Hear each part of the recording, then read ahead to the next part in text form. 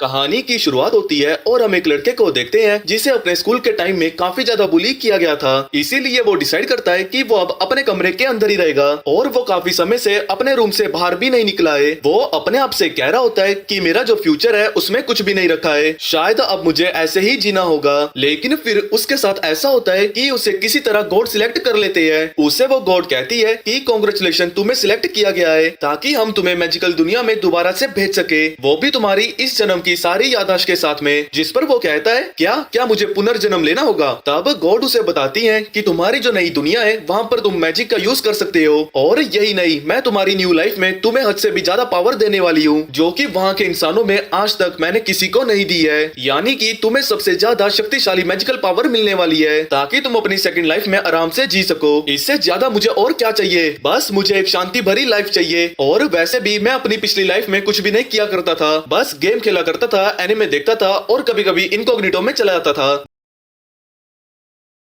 बस यही मेरा डेली का रूटीन था। ऐसी लाइफ से तो अच्छा ही है कि अब मुझे वापस चांस मिल रहा है दूसरी लाइफ में जीने का। कि तभी वो गॉड से कहता है कि प्लीज मुझे दोबारा से पुनर्जन्म लेना है। जिसके बाद हम देखते हैं कि वो रिकार्नेट हो जाता है और वो रॉयल घराने के अंदर में पैदा हुआ है जहाँ पर उसके जो फादर होते हैं वो किंग होते हैं पूरे साम्राज्य के। कि तभी हमें रॉयल सील भी देखने को मिलता है जो कि उस छोटे से बच्चे की 56 इंच की छाती में होता है। तब हमारा हीरो कह रहा होता है कि क्या ये दोनों लोग मेरी फैमिली है। चलो क्यों ना हम इसके मैजिकल पावर को जानते हैं कि आखिरकार इसके अंदर में कितनी मैजिकल पावर है। फिर जो उनके राजघराने का मेज होता है वो कहता है कि इस छोटे से बच्चे के अंदर बस लेवल 2 की मैजिकल पावर है जो कि बहुत ही ज्यादा कम है। जो जानकर किंग और क्वीन बहुत ही ज्यादा नाराज हो जाते हैं और बोलते हैं कि ये तो हमारी फैमिली के लिए बहुत बड़ा कलंक होगा। जिसके बाद में वो लोग डिसाइड करते हैं कि हम सभी को बता देंगे कि जन्म लेने के दौरान में ये बच्चा मर गया था, इसके बाद हमारी फैमिली में कोई भी कलंक नहीं लगेगा। अरे यार, ये तो बहुत ही ज्यादा बेकार फैमिली है। ये तो बिल्कुल वैसे ही लोग हैं जैसे कि मुझे मेरी पिछली लाइफ में मिले थे,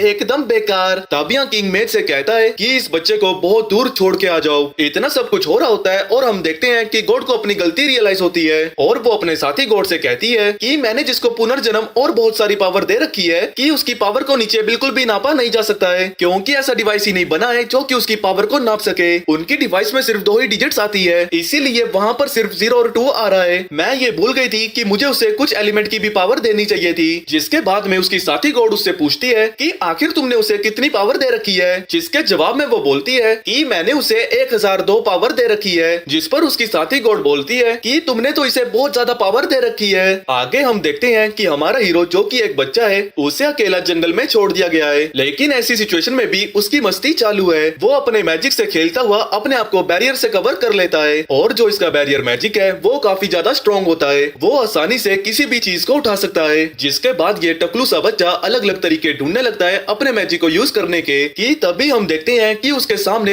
एक डीमन बीस्ट आ जाता है जो कि उसे खाने का ट्राई करता है, पर हम देखते हैं कि हमारा ये बच्चू बैरियर मैजिक से बच जाता है और वो डीमन उसे खा नहीं पाती है। जिसके बाद ये बच्चू अपने मैजिक को यूज करके पेड़ों को उठा उठा कर उस बीस्ट के ऊपर फेंक देता है, लेकिन उसके बाद भी उस बीस्ट को कुछ नहीं होता है। जिसके बाद ये बच्चू डिसाइड करता है कि वो उसके ऊपर पूरा का पूरा पहाड़ी फेंक देगा और जैसे ही वो उस पर वो पहाड़ फेंकने ही वाला होता है कि तभी वो डीमन बोलती है कि मैं सरेंडर करती हूँ, मैं तुमसे नहीं लड़ने वाली हूँ। जो सुनकर बच्चू तो कंफ्यूज्ड हो जाता है कि आखिर ये शब्द किसने बोले हैं, पर बाद में वो समझ आता है कि इसी डीमन ने ये शब्द बोले हैं जिसका मतलब कि ये बोल सकती है। तब वो डीमन उससे बोलती है कि तुम बहुत ही ज्यादा स्ट्रॉन्ग हो, असल में तुम आए कहाँ से हो। पर हम देखते हैं कि बच्चू अभी इतना छोटा है कि वो बोल नहीं पा रहा होता। जिसके बाद वो अपने मैजिक का यूज करके बोलता है, हेलो जी, आप कैसे हो। जो सुनकर वो बीस्ट हैरान हो जाती है, क्या तुम बोल सकते हो, तुम्हें देखकर तो ऐसा लग रहा है कि तुम अभी अभी पैदा हुए हो और तो और तुम एक इंसान के बच्चे हो। तब ये बच्चू अपना नाम बताता है और हमें पता चलता है कि इस बच्चू का नाम हारू है और बताता है कि मैं बहुत दूर पैदा हुआ हूँ लेकिन मेरी फैमिली ने मुझे छोड़ दिया क्योंकि मेरे अंदर बहुत ही कम मैजिकल पावर है। जिसके बाद वो बिस्ट हारू से कहती है कि मुझे नहीं लगता कि तुम्हारे अंदर बहुत ही कम पावर है, तुम्हें देखकर तो ऐसा लग रहा है कि तुम्हारे अंदर बहुत ही सारी मैजिकल पावर है जो कि किसी भी इंसान के अंदर होना बिल्कुल ही नामुमकिन है। फिर वो उससे कहती है कि क्या तुम हमारे डीमन लॉर्ड के पुनर्जन्म तो नहीं हो। तब तब हारू सोचता है अगर मैं इसको कहूंगा कि मेरे अंदर बहुत ही कम मैजिकल पावर है तो मेरा इसके ऊपर इंप्रेशन अच्छा नहीं बनेगा। अरे भाई लोग, अभी तो ये बच्चा पैदा हुआ है और इम्प्रेस भी कर रहा है फीमेल मॉन्स्टर को। कैसा ठरकी बच्चा है यार। तब हारू कहता है हाँ मैं डीमन किंग हूँ। जो सुनकर वो डीमन काफी ज्यादा शॉक्ड हो जाती है और बोलती है कि हाँ यही तुम्हारी सच्चाई है। जिसके बाद हारू सोचता है अल्ले यार, इसने तो बहुत आसानी से मेरी बात पर बिलीव कर लिया। तब वो बीस्ट कहती है कि मैं अपनी हार मानती हूँ और अब आप मुझे मार सकते हो। जिस पर हारू कहता है अले नहीं नहीं, ये तो बहुत ज्यादा हो जाएगा। मैं तब तक ठीक हूँ जब तक कि तुम मुझ पर अटैक नहीं करते हो। जिसके बाद हारू ये बोलकर जा ही रहा होता है कि इतने में डीमन उसे बुलाती है और बोलती है कि आपने मेरी लाइफ को बचाया है और आपने मुझे एक नया नाम भी दिया है, इसीलिए आज से आप मेरे मास्टर हो और मैं अपनी पूरी की पूरी लाइफ आपके लिए डिवोट कर दूंगी। पर हारू कहता है कि मैंने तो तुम्हें फ्ले बस ऐसे ही कह दिया था, इसका मतलब ये नहीं कि मुझे तुम्हारा मास्टर बनना था।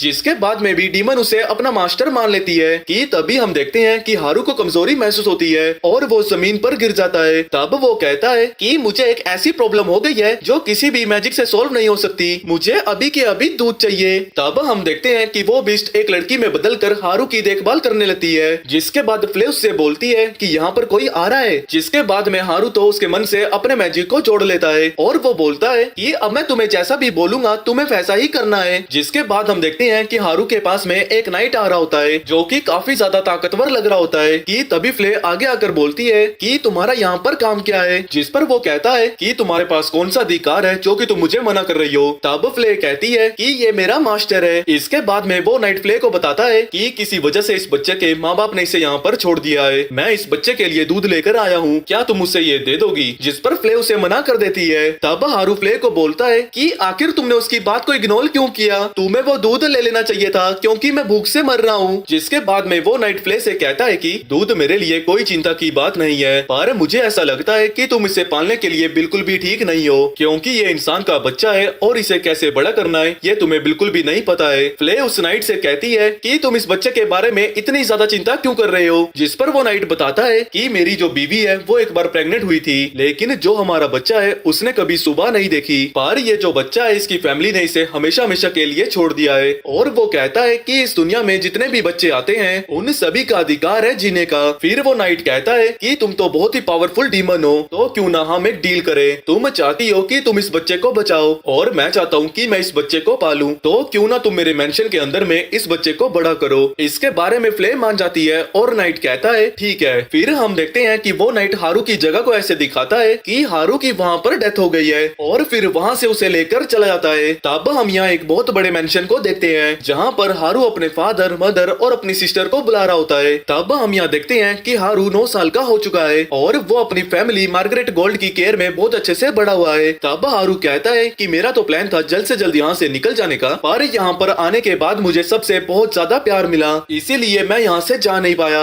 उसकी जिंदगी यहाँ मस्त कट रही है, लेकिन उसकी बस एक ही प्रॉब्लम है कि उसकी छोटी बहन उसे पसंद नहीं करती है, लेकिन शार्लेट फ्ले को बहुत ज्यादा पसंद करती है, जो देख के हारूटो जेलस फील करता है। यहाँ शार्लेट उसके साथ खेलते हुए काफी खुश दिख रही थी, वहीं हारूटो ये सब कुछ खिड़की से देख के दुखी हो रहा था। तभी उसकी मम्मा वहाँ आती है। तुम ये सब कुछ सोच के परेशान मत हो, शार्लेट को नहीं पता कि तुम्हारी एज वाले लड़कों के साथ कैसे बिहेव किया जाता है। ये सुन के हारूटो को लगता है कि कहीं उसे पता तो नहीं लग गया कि मैं 30 साल का बुढ़ा हूँ। अब मुझे समझ आया कि वो क्यों नहीं खेलती मेरे साथ। उसकी मम्मी उसे एडवाइस देती है कि क्यों ना तुम शार्लेट के लिए कुछ स्पेशल करो, क्योंकि ये किंगडम एक दिन तुम्हारा ही होने वाला है, तो रूम में दिन भर बंद रहने की जगह तुम शार्लेट के साथ खेला करो। इसके बाद रूम में हारूटो सोच रहा होता है कि वो यहाँ से जाना चाहता है, पर अगर वो यहाँ से गया तो फ्ले भी उसके साथ जाएगी और अगर ऐसा हुआ तो शार्लेट उससे और ज्यादा नफरत करेगी। वहीं अगर वो यहाँ रहा तो वो लोग पता नहीं उससे क्या क्या करवाएंगे। यहाँ हारूटो ने 9 साल लगा के अपनी एक कॉपी बना ली है ताकि वो इस कॉपी को यहाँ छोड़ दे और यहाँ से खुद चला जाए, पर अभी तक तो वो बात भी नहीं कर सकता है और ना ही कुछ सोच सकता है। पर फिर उसे याद आता है कि उसे तो फ्ले की भी कॉपी बनानी पड़ेगी, जो सोच के उसका दिमाग खराब होने लगता है। कि तभी उसके डैड उसे नीचे बुलाते हैं क्योंकि हारूटो का माना लेवल लो है, तो वो उसे बाकी के स्किल्स सिखाना चाहते हैं। इसके बाद वो दोनों तलवारबाजी शुरू कर देते हैं और हारूटो मन में सोच रहा होता है कि मेरे डैड तो एक सीजन वॉरियर है, मैं उनपे एक भी हिट कैसे लैंड कर सकता हूँ। और वो खुद को चोट से बचाने के लिए अपने ऊपर बैरियर लगा देता है और सीधा उनपे हमला कर देता है, जिसको कि उसके डैड डॉज कर लेते हैं, लेकिन हारूटो की तलवार टूट जाती है और यहाँ नीचे एक गड्ढा हो जाता है। ये देख के उसके डैड हैरान हो जाते हैं। इसके बाद वो उसके ऊपर हमला हमला करते हैं और उसे डॉज करने को कहते हैं, जिसे कि हारुतो आसानी से डॉज कर लेता है। ये देख के उसके डैड हैरान हो जाते हैं, क्योंकि इस अटैक को सिर्फ वही डॉज कर सकता है जिसका कि लेवल 30 से ऊपर हो। और वो हारुतो से पूछते हैं कि आखिर तुमने ये सब कुछ कैसे किया। पर हारुतो को भी नहीं पता कि ये सब कुछ कैसे हो रहा है। उसे हमेशा से लगता था कि उसका लेवल 100 से ऊपर है, पर जब भी वो चेक करता था तो उसका लेवल हमेशा 2 होता था। और कहा जाता है कि इंसान ज्यादा से ज्यादा 77 लेवल तक जा सकते हैं। और उसे लगता है कि क्योंकि उसके पास कोई भी एलिमेंट नहीं है, इसीलिए वो मैजिक को इतनी एफिशिएंटली यूज कर सकता है। इसके बाद उसके डैड कहते हैं कि शायद ये बस एक तुक्का होगा। और ये सब कुछ शार्लेट भी छुपके देख रही थी। इसके कुछ टाइम बाद गोल्ड अपनी बीवी को बता रहा होता है कि उसे लगता है कि हारुतो एक डीमन है। हारुतो के डैड बताते हैं कि सीक्रेट फैमिली रिकॉर्ड्स में एक ऐसे आदमी के बारे में बताया गया है जिसने डीमन के साथ इलू इलू किया था। पर डिमोनिक ट्रेट के साथ पैदा होना काफी रेयर है। लेकिन हारुतो की मॉम कहती है कि ना ही उसकी सींग है और ना ही पूंछ, जिस पर गोल्ड कहता है कि कहा जाता है कि रॉयल साइन में कुछ सीक्रेट पावर है जिसके बारे में कोई नहीं जानता। और शायद इसी वजह से फ्ले जैसी डीमन हारुतो को प्रोटेक्ट करती है। ये सब कुछ सुन के हारुतो की मॉम परेशान हो जाती है और कहती है कि हमारा बच्चा एक नॉर्मल ह्यूमन है और कुछ भी नहीं। ये सुन के वो कहता है कि चाहे कुछ भी हो जाए, हम हमारे बच्चे को अच्छी जिंदगी देंगे। वहीं उनकी सारी बातें शार्लेट भी सुन लेती है। अब यहाँ कुछ दिनों बाद हारुतो बेड में लेटा होता है और वो सोच रहा होता है कि डैड आजकल काफी बिजी हो चुके हैं कि तभी उससे बाहर से कुछ आवाजें आती है। यहाँ काफी सारे सोल्जर्स घायल पड़े हुए हैं। वो अपने डैड से जाकर पूछता है कि आखिर यहाँ क्या हुआ। वो उससे बताते हैं कि हमारे किंगडम में डाकू घुस आए हैं और उनकी चोरियां लगातार बढ़ती ही जा रही थी। तो जब हमें उनके बेस का पता चला, हम उस पे हमला करने चले गए। पर उन्हें हमारे हमले के बारे में पहले से ही पता था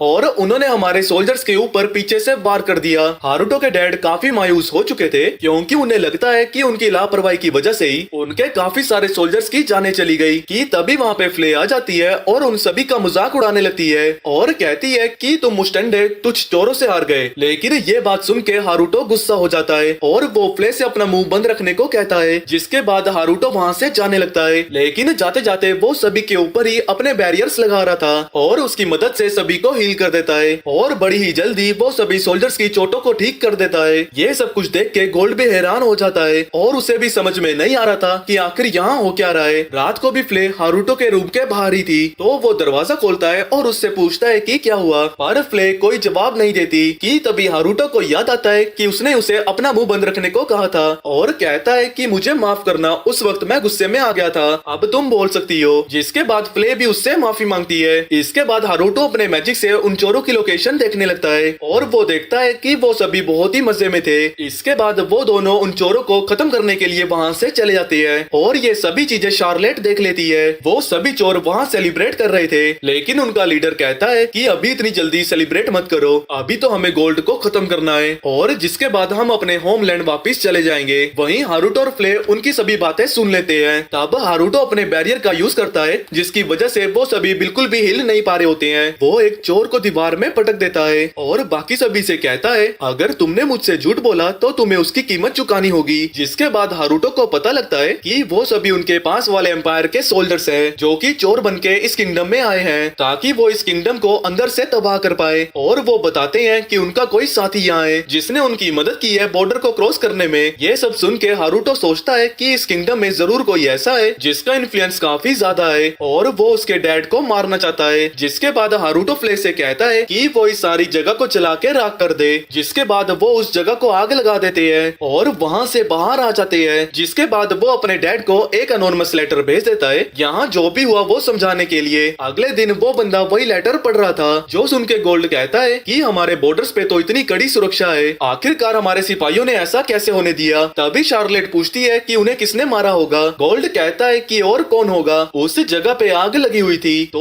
वो जरूर फ्ले ही होगी। ये सुन के शार्लेट वहाँ से जाने लगती है और वो याद करती है कि उसने फ्ले और हारुतो को वहाँ से जाते हुए देखा था। वो फ्ले के पास जाती है और उससे पूछती है कि यहाँ क्या दो हारुतो है। फ्ले कहती है कि क्या तुम सीढ़ियों से गिर गई थी क्या। शार्लेट बताती है कि उसने फ्ले और हारुतो को बाहर उड़ते हुए देखा था, पर ऐसा तो इम्पॉसिबल है क्योंकि हारुतो के पास तो माना ही नहीं है। और जब वो हारुतो के रूम में गई थी तो उसने हारुतो को सोते हुए देखा था, लेकिन वो उसका डरावना ऑरा सेंस नहीं कर पा रही थी। जिस पर फ्ले कहती है कि तुमने जो महसूस किया था वो लॉर्ड हारुतो का अपार माना था। जन्म से ही उनके पास बहुत सारी शक्तियाँ हैं जो कि इंसानी काबिलियत से बहुत ज्यादा है, इतना ज्यादा कि मेरे जैसा डीमन भी उनके सामने कुछ भी नहीं नहीं है। शार्लेट उससे पूछती है कि क्या तुम्हें पता है कि हारूटो असलियत में है क्या? फ्ले कहती है कि हाँ, पर मैं वो तुम्हें नहीं बता सकती। इसके बाद फ्ले हारूटो को सब कुछ बताती है कि उसकी शार्लेट के साथ क्या बात हुई। हारूटो कहता है कि उसने मुझे रात को उड़ते हुए भी देख लिया और उसने मेरे क्लोन को भी देख लिया है, यानी कि शार्लेट को मुझ पे शक हो गया है। तो इसीलिए वो शार्लेट पे एक सर्विलियंस बैरियर लगा देता है और साथ ही अलार्म भी लगा देता है, जिससे उसे हमेशा पता रहेगा कि आखिर वो है कहाँ। फ्ले उससे पूछती है कि आखिर दो हारूटो कैसे हो सकती है, पर हारूटो कहता है कि तुम उसकी फिक्र मत करो। अब यहाँ रात को हारूटो सुसु करने के लिए उठता है, लेकिन तभी शार्लेट भी उसका पीछा कर रही थी। वो रुकता है और उससे पूछना चाहता है कि आखिर वो यहाँ क्या कर रही है, पर उसके मुड़ते ही शार्लेट डर के मारे वहाँ से भाग जाती है। इसके बाद हम देखते हैं कि काफी दिनों तक शार्लेट उस पर छुप के नजर रख रही थी। ऐसे ही करते करते एक हफ्ता बीत जाता है और हारूटो को पता लगता है कि उसकी मोम और शार्लेट एक ट्रिप में जा रहे हैं, पर हारूटो को डर था कि एम्पायर में कोई उसकी मोम और बहन पे हमला न कर दे, तो इसीलिए वो उन पर नजर रख रहा था कि तभी वो अलार्म बज जाता है जो कि उसने शार्लेट पर लगाया था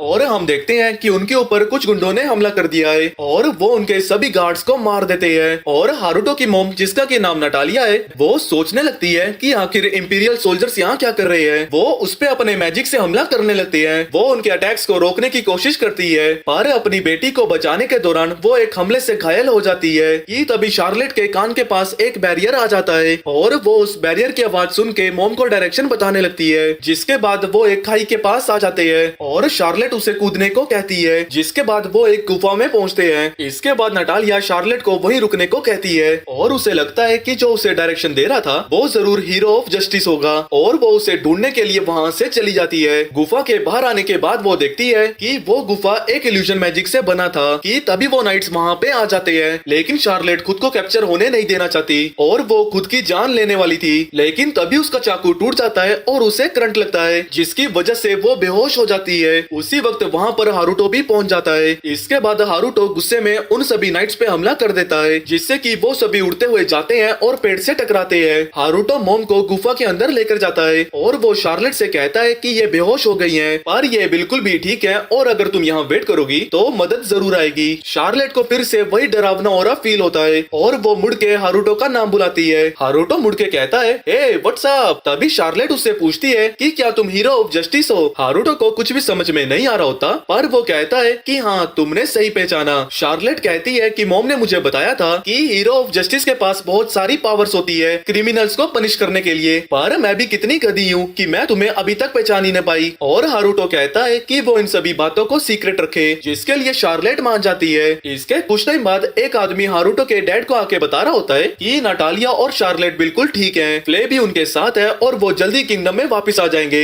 इसके बाद हारूटो के डैड उससे पूछते हैं कि इन सब के बारे में तुम्हारा क्या ख्याल है, जिस पर हारूटो कहता है कि लगता है कि ये हीरो अपनी आइडेंटिटी छुपाना चाहता है, पर शायद जब भी ये इंपीरियल सोल्जर्स उन पर हमला करेंगे वो वापस जरूर आएगा। हारूटो के डैड उससे पूछते हैं कि तुम्हें कैसे पता कि वो इंपीरियल सोल्जर्स थे। हारूटो बहाने बनाने लगता है और कहता है कि मैंने तो बस गैस किया था, क्या मेरा गैस सही था। हारूटो के डैड कहते हैं कि मुझे कभी कभी यकीन नहीं होता कि तुम सिर्फ एक 9 साल के बच्चे हो। हारूटो मन में कहता है, माफ करना पर मैं 1.5 उम्र का हूँ यार। इसके बाद सेफली शार्लेट और नटालिया वहाँ पहुँच जाते हैं। पहले शार्लेट अपने पापा से मिलती है और उसके बाद वो जाके हारूटो को गले लगा लेती है। ये देख के उसके पेरेंट्स भी काफी हैरान होते हैं और शार्लेट कहती है कि वो अभी तक हारूटो को गलत समझ रही थी और बेचारे हारूटो को पहली बार उसकी छोटी बहन गले लगा रही थी, जिसकी वजह से वो बहुत खुश था। पर इससे फ्ले जेलस फील करती है और उससे दूर रहने को कहती है। इसके बाद शार्लेट रोज ही उसके रूम में पहुंच जाती है और उसके साथ खेलना चाहती है कि तभी शार्लेट ने पूछा, क्या तुम क्या कोई पुरानी जादू विद्या सीख रहे हो क्या? जिस पर उसने बताया कि लाइब्रेरी में उस विद्या के बारे में कई सारी किताबें हैं। जिसके बाद वो दोनों ही लाइब्रेरी गए, जहाँ वो भाग भाग के सभी किताबें निकालने लगी जो जो हारूटो को चाहिए थी। फिर वो दोनों एक जगह पर बैठे और दोनों ने पढ़ाई शुरू की, लेकिन शार्लेट ने हारूटो की गोदी में बैठना चुना, जैसे वो मम्मी की गोद में बैठकर किताबें पढ़ती थी। एक किताब में हारूटो ने कुछ ऐसा पढ़ा जिससे उसे अपनी पुरानी दुनिया याद आ गई। उसने सोचा कि काश मैं दोबारा एनिमे देख सकता। शार्लेट ने पूछा कि ये एनिमे क्या होता है? ये हमारी तरह ही एक कार्टून है जिसमें तस्वीरें टीवी पर चलती है और जिंदा लगती है। फिर उसने कुछ ज्यादा ही एक्सप्लेन कर दिया और सोचा कि शार्लेट उसे अजीब समझेगी, लेकिन शार्लेट तो खुश हो गई। वाह, एनिमे तो दुनिया की सबसे अच्छी चीज लगती है। हारूटो ने हंसकर कहा कि तुम सही कह रही हो। शार्लेट ने सोचा कि मैं अपने भैया को खुश देखकर मैं भी बहुत खुश हूँ। अब 2 हफ्तों बाद हारूटो ने मैजिक से जापान के साथ इंटरनेट जोड़ दिया। उसने तेजी से सब्सक्राइब और लाइक दबाया, जैसा कि आप सभी लोग अभी करने वाले हो। खैर, शार्लेट ने उसके चैनल पे एनिमे वीडियोस खोल ली, जिस पर हारुटो ने कहा जो सबसे अच्छा क्लाइमेक्स लगे वो चुनो। यहाँ शार्लेट एक लड़की को स्क्रीन पर देखकर हैरान हो गई। ये तस्वीरें हिल क्यों रही है भैया? क्योंकि उसने एनिमे पहली बार देखा था ना, इसलिए। पर उसे समझ नहीं आ रहा था क्योंकि वो जापानीज में था। उसने बोला कि भैया मुझे जापानीज सिखाओ ना। हारुटो ने सोचा चलो ट्राई करते हैं। सिर्फ 2 घंटों में शार्लेट ने पूरा जापानीज अल्फाबेट सीख लिया और अब वो कुछ ज्यादा ही समय एनिमे देखने में बिता रही थी। हारुटो को लगता है कि किसी बच्चे के लिए इतना ज्यादा एनिमे देखना ठीक नहीं होगा, तो शार्लेट को रोकने के लिए उसे स्ट्रिक्ट होना ही होगा। अब जब शार्लेट अगला एपिसोड देखने जा रही होती है, वो उसे रोक देता है और कहता है कि तुम एक दिन में बस 3 घंटे देख सकती हो, ये छोटे बच्चों के लिए हेल्दी नहीं है। लेकिन शार्लेट कहती है कि मैं तो बिल्कुल ठीक हूँ, लेकिन हारुटो मना कर देता है। इसके कुछ दिनों बाद हारुटो के डैड सोल्जर्स के साथ चोरों को मारने निकल पड़ते हैं, लेकिन शार्लेट अपने पापा के लिए परेशान है और वो हारुटो से कहती है कि वो जाके उनकी मदद करे। हारुटो इसके लिए मान जाता है और जैसा एनिमे हीरो होता है, शार्लेट उसे वैसे ही ट्रांसफॉर्म होने को कहती है, जिससे हारुटो को फिर से मानना ही पड़ता है और वो ट्रांसफॉर्म हो जाता है। उसके साथ ही वो पहले से बड़ा भी हो गया था। अब शार्लेट उसके साथ जाने की जिद करने लगती है, लेकिन हारुटो उसे मना करता है और उससे कहता है कि तुम यहीं से देख लेना। अब हारुटो उन चोरों को ढूंढ के अपने बैरियर मैजिक से उन सभी को एक जगह रोक देता है। वो उन सभी को ऐसे ही छोड़ के जाने वाला था, पर फिर वो सोचता है कि शार्लेट उसे लड़ता हुआ देखना चाहती होगी, तो वो जाके उन चोरों की कुटाई कर देता है और बड़ी ही जल्दी उन सभी को मार गिराता है। उसी वक्त उसके डैड भी वहाँ पर पहुँच जाते हैं और वो खुद को इंट्रोड्यूस करने के बाद उसका नाम पूछते हैं। हारुटो को समझ में नहीं आ रहा होता कि वो क्या बोले, तो वो घबराया हुआ बोल देता है कि मैं ब्लैक रेंजर हूँ। ये सुन के गोल्ड मनी मन कहता है ये कैसा बेतुका नाम है, और उससे पूछता है कि क्या तुम ही हो जिसने की मेरी वाइफ और बेटी की जान बचाई। हारुटो कहता है अरे अंकल जी मुझे याद नहीं। तब गोल्ड उससे पूछता है कि क्या तुम मुझे बता सकते हो कि आखिर तुम्हारा मकसद क्या है। हारुटो कूल सा पोज दे के कहता है मेरा जिंदगी में एक ही मकसद है और वो है जस्टिस। मैं इस पूरी दुनिया में अमन और चैन कायम करने आया हूँ। ऐसा बोलते हुए उसे शर्म भी आ रही होती है और वो तुरंत ही वहाँ से भाग जाता है। वो जब घर आता है तो उसकी हालत बहुत खराब थी, लेकिन शार्लेट को ये देखकर बहुत मजा आया था और वो उससे पूछती है कि तुम दोबारा कब जाओगे। हारुटो ये मन में सोचता है कि क्या मुझे ये बार बार करना पड़ेगा, और शार्लेट की वजह से हारुटो बार बार पावर रेंजर बन के गुंडों से लड़ने चला जाता है और ब्लैक नाइट के नाम से वो फेमस हो जाता है। इसके कुछ दिनों बाद हारुटो ने फाइनली अपनी कॉपी को बोलना और चलने लायक बना दिया था। ये कुछ शब्द बोलता भी है जो कि हारुटो ने इसमें प्रोग्राम किए थे, और इसने काफी सारी बुक पढ़ के अपना दिमाग भी पकाया था। जिसके बाद वो थक हार के सो जाता है कि तभी शार्लेट उठ जाती है और कहती है कि तो हारुटो भला इसमें से मेरे वाला कौन सा है। हारुटो कहता है कि इसमें से कोई भी तुम्हारा नहीं है। तभी हारुटो की मॉम उसे बुलाने लगती है। हारुटो अपने क्लोन से पूछता है कि क्या तुम मेरे बदले चले जाओगे, लेकिन वो मना कर देता है। वहाँ प्रिंस लोइस और प्रिंसेस मारियाना आए थे, जिनका की स्वागत पूरी गोल्ड फैमिली कर रही है। वो प्रिंस काफी ज्यादा बदतमीज था, जिसे की देख के हारुटो कहता है तो ये मेरे भाई बहन है। मारियाना लाउस को बदतमीजी करने से मना करती है, लेकिन ये छपरी लाउस बड़बड़ किए ही जा रहा था। तभी वो प्रिंस हारुटो को देखता है और उससे कहता है कि तुम वही हो ना जिसे की ऑर्फनेज से उठा के लाया गया है। उसे पता है कि हारुटो का लेवल 2 है और वो उसे फाइट के लिए चैलेंज कर देता है। इसके बाद वो दोनों आमने सामने होते हैं और लाउस कह रहा होता है कि फिक्र मत करो, मैं तुम्हें ज्यादा चोट नहीं पहुंचाऊंगा। तब हारुटो उसका लेवल चेक करता है तो वो देखता है कि उसका लेवल 9 है और वो मैक्सिमम 40 तक जाएगा। वहीं उसके डैड का लेवल 32 है और प्रिंसेस मारियाना का लेवल 14 है। शार्लेट ने उसे बताया था कि इस दुनिया में जिसका लेवल सबसे ज्यादा था वो था 77। इसके बाद लाउस उस पर हमला कर देता है, लेकिन हारुटो आसानी से उसके हमले को डॉज कर लेता है। ये देख के लाउस कहता है ऐसे डॉज मत करो, मैं तुम्हें तमीज कैसे सिखाऊंगा।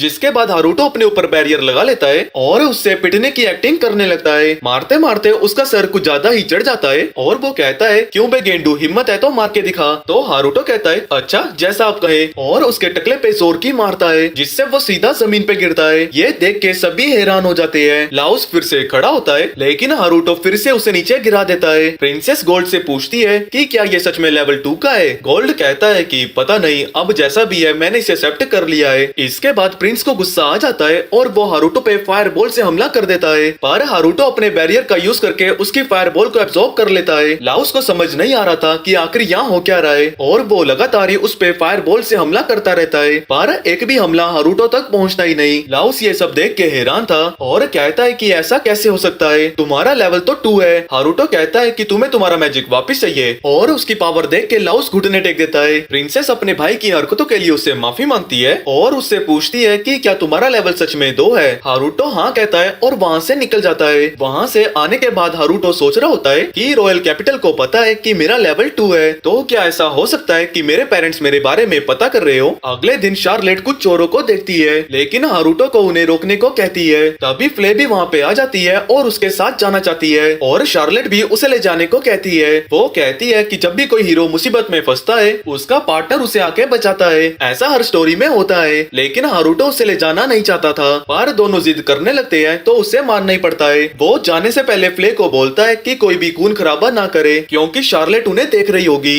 इसके बाद हारुतो उन चोरों के पास पहुंच जाता है और उसके साथ ही फ्ले भी अपनी एंट्री लेती है और कहती है कि मैं हूँ क्रिम्सन नाइट। पर हारुतो के मना करने के बावजूद भी वो उनको झुलसा झुलसा के मारने लगती है। जिसके बाद हारुतो अपने बैरियर से उन चोरों को बचा लेता है और फ्ले के कान के नीचे एक टपली लगाता है और कहता है कि मैंने कहा था ना कि ऐसा खून खराबा नहीं करना है, तुम ये सब रहने दो, मैं इन्हें देख लूंगा। हारुतो बेचारा थकी हारी हालत में वापस आता है, पर शार्लेट बहुत खुश थी और वो फ्ले को हीरो वाले पोसेस बताने लगती है। इसके बाद हम प्रिंस को देखते हैं जो कि हारुतो से हारने के बाद काफी गुस्से में है कि तभी एक बंदा वहाँ पे आता है और उसे खाने के लिए बुलाता है और वो उसे कहता है कि कल के टूर पे शार्लेट को भी इनवाइट करना है। प्रिंस उसे ले जाना नहीं चाहता, पर वो बंदा कहता है कि ये सारे ऑर्डर किंग के हैं। अगले सीन में हम शार्लेट को देखते हैं और उसके साथ हारुतो का क्लोन था। शार्लेट तो हारुतो के लिए खाना लाई थी, पर क्लोन कहता है कि तुम्हारी हिम्मत कैसे हुई, मुझे वहाँ खाना खाने के लिए तुमने भेज दिया, मैं तंग आ गया हूँ वो सारे काम कर करके जो कि तुम नहीं करना चाहते।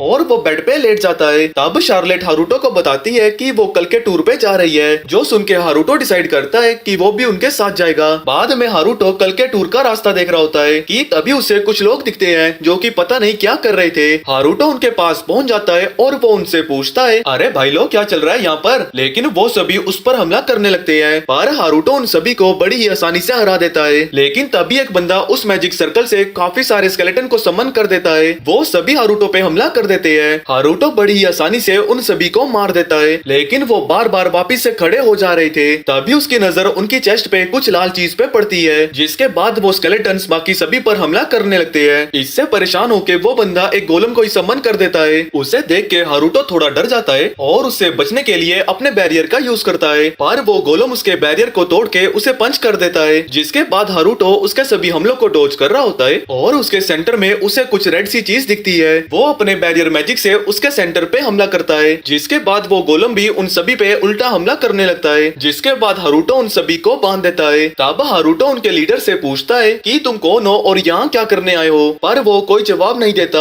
जिसके बाद वो उसके सारे साथियों को एक बड़े से गड्ढे में फिंकवा देता है और कहता है कि या तो तुम मेरे सवाल का जवाब दो या तो मैं तुम्हें जिंदा ही काट दूंगा। जिसके बाद वो बता देता है कि वो क्वीन के समनर यूनिट में से एक है और उसे ऑर्डर दिया गया था कि वो कल के टूर के दौरान हमला करे। वो उससे पूछता है कि तुम आखिर हमला क्यों करना चाहते थे, तो वो बंदा बताता है कि हमारा गोल शार्लेट को मारना है। जो सुनकर हारुतो शॉक्ड हो जाता है और उससे पूछता है कि आखिर वो शार्लेट को क्यों मारना चाहते हैं। वो बंदा बताता है कि जो शार्लेट का मैजिकल पावर है वो एक दिन क्वीन से भी ज्यादा हो जाएगा, जिसकी वजह से किंगडम 2 हिस्सों में बढ़ सकता है। पहले हमने इंपीरियल सोल्जर्स का यूज किया था शार्लेट को मारने के लिए, पर क्योंकि वो फेल हो गए तो हमें भेजा गया। तब हारुतो समझ आता है कि ये सब कुछ उसी क्वीन ने किया है जिसने कि उसे बचपन में अकेला जंगल में छोड़ दिया था। ये सब सोच के हारुतो को गुस्सा आ रहा होता है, जिस वजह से वो गोलम भी आउट ऑफ कंट्रोल हो जाता है और वो उस बंदे को पकड़ के इधर से उधर घुमा रहा होता है। हारुतो सोचता है कि मैं जिनसे भी प्यार करता हूँ मैं किसी को भी उनको खुद से अलग नहीं करने दूंगा, चाहे वो मेरी अपनी बायोलॉजिकल माँ ही क्यों ना हो। अगले दिन वो सभी एक टूर पे निकल चुके हैं। वहीं शार्लेट लाउस से कह रही होती है कि आप दुखी मत हो कि आप हारुतो से हार गए, आपकी तो किस्मत अच्छी है कि आपको हारुतो से लड़ने का मौका मिला, वैसे भी आप हारुतो को कभी नहीं हरा सकते। ये सब सुन के प्रिंस को और ज्यादा गुस्सा आ जाता है और वो अपना सारा गुस्सा हारुतो पे निकाल रहा होता है। वो उससे पूछता है कि क्या तुम कोई रिटर्न डीमन तो नहीं हो। हारुतो पूछता है कि ये क्या होता है। शार्लेट बताती है कि जब कोई डीमन ह्यूमन से शादी करता है तो उसके डिसेंडेंट्स में रेयरली डीमंस के ट्रेट आ सकते हैं, लेकिन फिर वो दोनों बात करने लगते हैं कि ना तो उसके कोई सींग है और उसके तो कान भी नॉर्मल है। इसके बाद वो सभी अपनी डेस्टिनेशन में पहुंच जाते हैं। शार्लेट और प्रिंसेस खेतों में खेलने चले जाते हैं। वहीं हारुतो अपने डैड के पास जाता है और वो उन्हें बताता है कि शायद क्वीन कॉन्सर्ट शार्लेट को मारना चाहती है। उसके फादर बताते हैं कि पिछली रात मुझे ब्लैक नाइट की तरफ से एक और लेटर मिला। जब मैंने उसमें लिखी हुई डायरेक्शन फॉलो की तो मुझे क्वीन के कुछ मैजिशियंस मिले जो कि बेहोश पड़े थे। मुझे पता था कि वो मुझे दुश्मन समझती है, पर मैंने कभी नहीं सोचा था कि वो शार्लेट शार्लेट के जान के पीछे पड़ेगी, लेकिन हम उसके खिलाफ कुछ कर भी नहीं सकते। हारुतो कहता है कि काश वो एक दिन गायब हो जाए, पर उसके डैड कहते हैं कि अगर ऐसा हुआ तो रॉयल कैपिटल में तबाही मच जाएगी, क्योंकि किंग जिल्क ने अपनी अथॉरिटी कब की खो दी थी, जिसकी वजह से काफी सारे नोबल्स ने उनकी पोजीशन छीनने की कोशिश की, पर क्वीन के होते हुए वो ऐसा नहीं कर पाए। इसका मतलब कि अगर क्वीन की मौत हो जाती है तो किंगडम में सिविल वॉर शुरू हो जाएगी। इसके आगे उसके डैड बताते हैं कि तुम्हारे पैदा होने से 2 साल पहले किंग के द्वारा एक आर्मी बनाई गई थी डीमन किंग को खत्म करने के लिए। उनके साथ गुजूलियट भी थी जिसने अकेले ही डीमन किंग को मार डाला था, जिसकी वजह से उसे सभी लोग हीरो कहने लगे और सभी लोग उसे फ्लैश प्रिंसेस के नाम से जानने लगे। जिसके बाद उसने किंग से शादी कर ली और अब वो किंगडम को किसी भी तरह से अपने कब्जे में करना चाहती है। पर हाँ, अगर कोई क्वीन कॉन्सेंट से पावरफुल आ गया तो फिर अलग बात है। तो हारुतो उनसे पूछता है तो आप क्यों नहीं किंग बन जाते, जिस पर वो कहते हैं कि मुझे पॉलिटिक्स के बारे में ज्यादा कुछ नहीं पता, तो मैं किंग नहीं बन सकता। पर हाँ, एक इंसान जरूर है जो कि अभी बहुत छोटी है, पर बड़ी होने के बाद वो जरूर इस किंगडम को लीड कर सकती है। हारुतो कहता है कि आप शार्लेट की बात कर रहे हैं ना। उसके फादर कहते हैं कि अभी उसे नहीं पता है, पर वो एक दिन क्वीन से भी ज्यादा पावरफुल होगी। और वो हारुतो से कहते हैं कि तुम जानते हो ना कि मैं तुमसे क्या चाहता हूँ। हारुतो कहता है कि हाँ, जब तक शार्लेट बड़ी नहीं हो जाती तब तक मैं उसे प्रोटेक्ट करूंगा। फ्ले उसके पास आकर कहती है कि मैं उस औरत को मार डालूंगी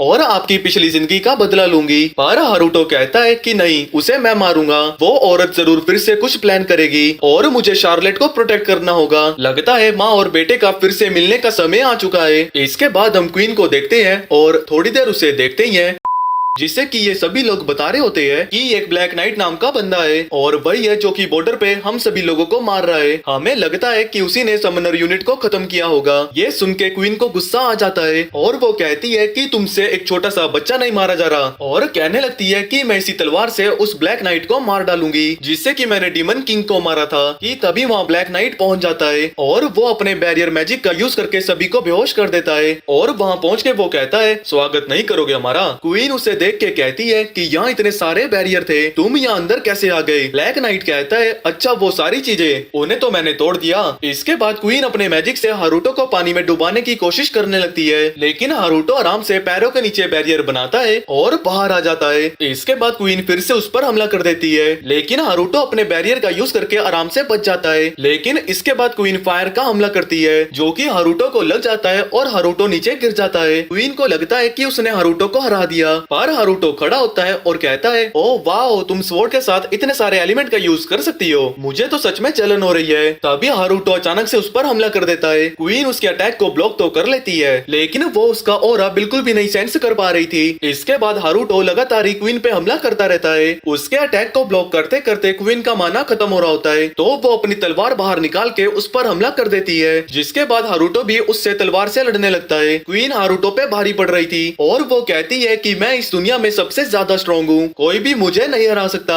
लेकिन तभी हारुतो उसकी तलवार को पीछे गिरा देता है और उसके गले में एक कॉलर लगा देता है। क्वीन उस कॉलर को निकालने की कोशिश करने लगती है, पर हारुतो कहता है कि अगर तुमने इसे निकालने की कोशिश की तो अपना सर खो बैठोगी और तुमसे मेरी एक डिमांड है कि तुम गोल्ड फैमिली और उनके एरिया के ऊपर कुछ भी नहीं करोगी। ये कॉलर तुम्हारी गर्दन में लटका ही रहेगा जब तक कि मैं तुम्हें माफ करने लायक ना समझूं। इसके बाद सीधा हम 5 साल बाद का टाइम देखते हैं। अब दोनों ही प्रिंस और प्रिंसेस काफी बड़े हो चुके हैं। वहीं शार्लेट ने इन 5 सालों में कुछ भी नया नहीं किया है और वो सभी अभी स्नो में खेलने आए हैं। यहाँ हारुतो फ्ले से पूछता है कि क्या तुम्हें ठंड नहीं लग रही। फ्ले कहती है कि ये पहली आउटफिट थी जो आपको पसंद आई थी, तो मैं इसके अलावा कुछ और कैसे पहन लूं। तब हारुतो अपने बैरियर मैजिक से उसके लिए नए कपड़े बना देता है और उससे कहता है कि इसके बाद अगर तुम्हें कोई प्रॉब्लम हो तो मुझे बता देना। फ्ले कहती है कि हाँ, मेरे पास 10 और प्रॉब्लम है, पर हारुतो उसी वक्त उसे मना कर देता है। इसके बाद शार्लेट हारुतो को एक अटैक के बारे में बताती है जो कि उसने सीखा था, लेकिन वो उसे यूज नहीं कर सकती थी, तो हारुतो को वो उसे यूज करने को कहती है। हारुतो उसे मना नहीं कर पाता, तो वो उसे अटैक करके दिखाता है, जो कि देख के शार्लेट बहुत खुश हो जाती है। उसी वक्त उनके वहाँ पेरेंट्स आ जाते हैं और वहाँ वो बड़ा सा छेद देख के हैरान हो जाते हैं। शार्लेट कहती है कि इससे तो उन्हें तुम्हारी सीक्रेट आइडेंटिटी के बारे में पता लग जाएगा। तो हारुतो अपने मैजिक का यूज करके वहाँ ब्लैक नाइट बना देता है और कहता है कि ये इसकी करामात है। ये यहाँ से गुजर रहा था और शार्लेट शार्लेट के कहने पे इसने एक अटैक करके दिखा दिया।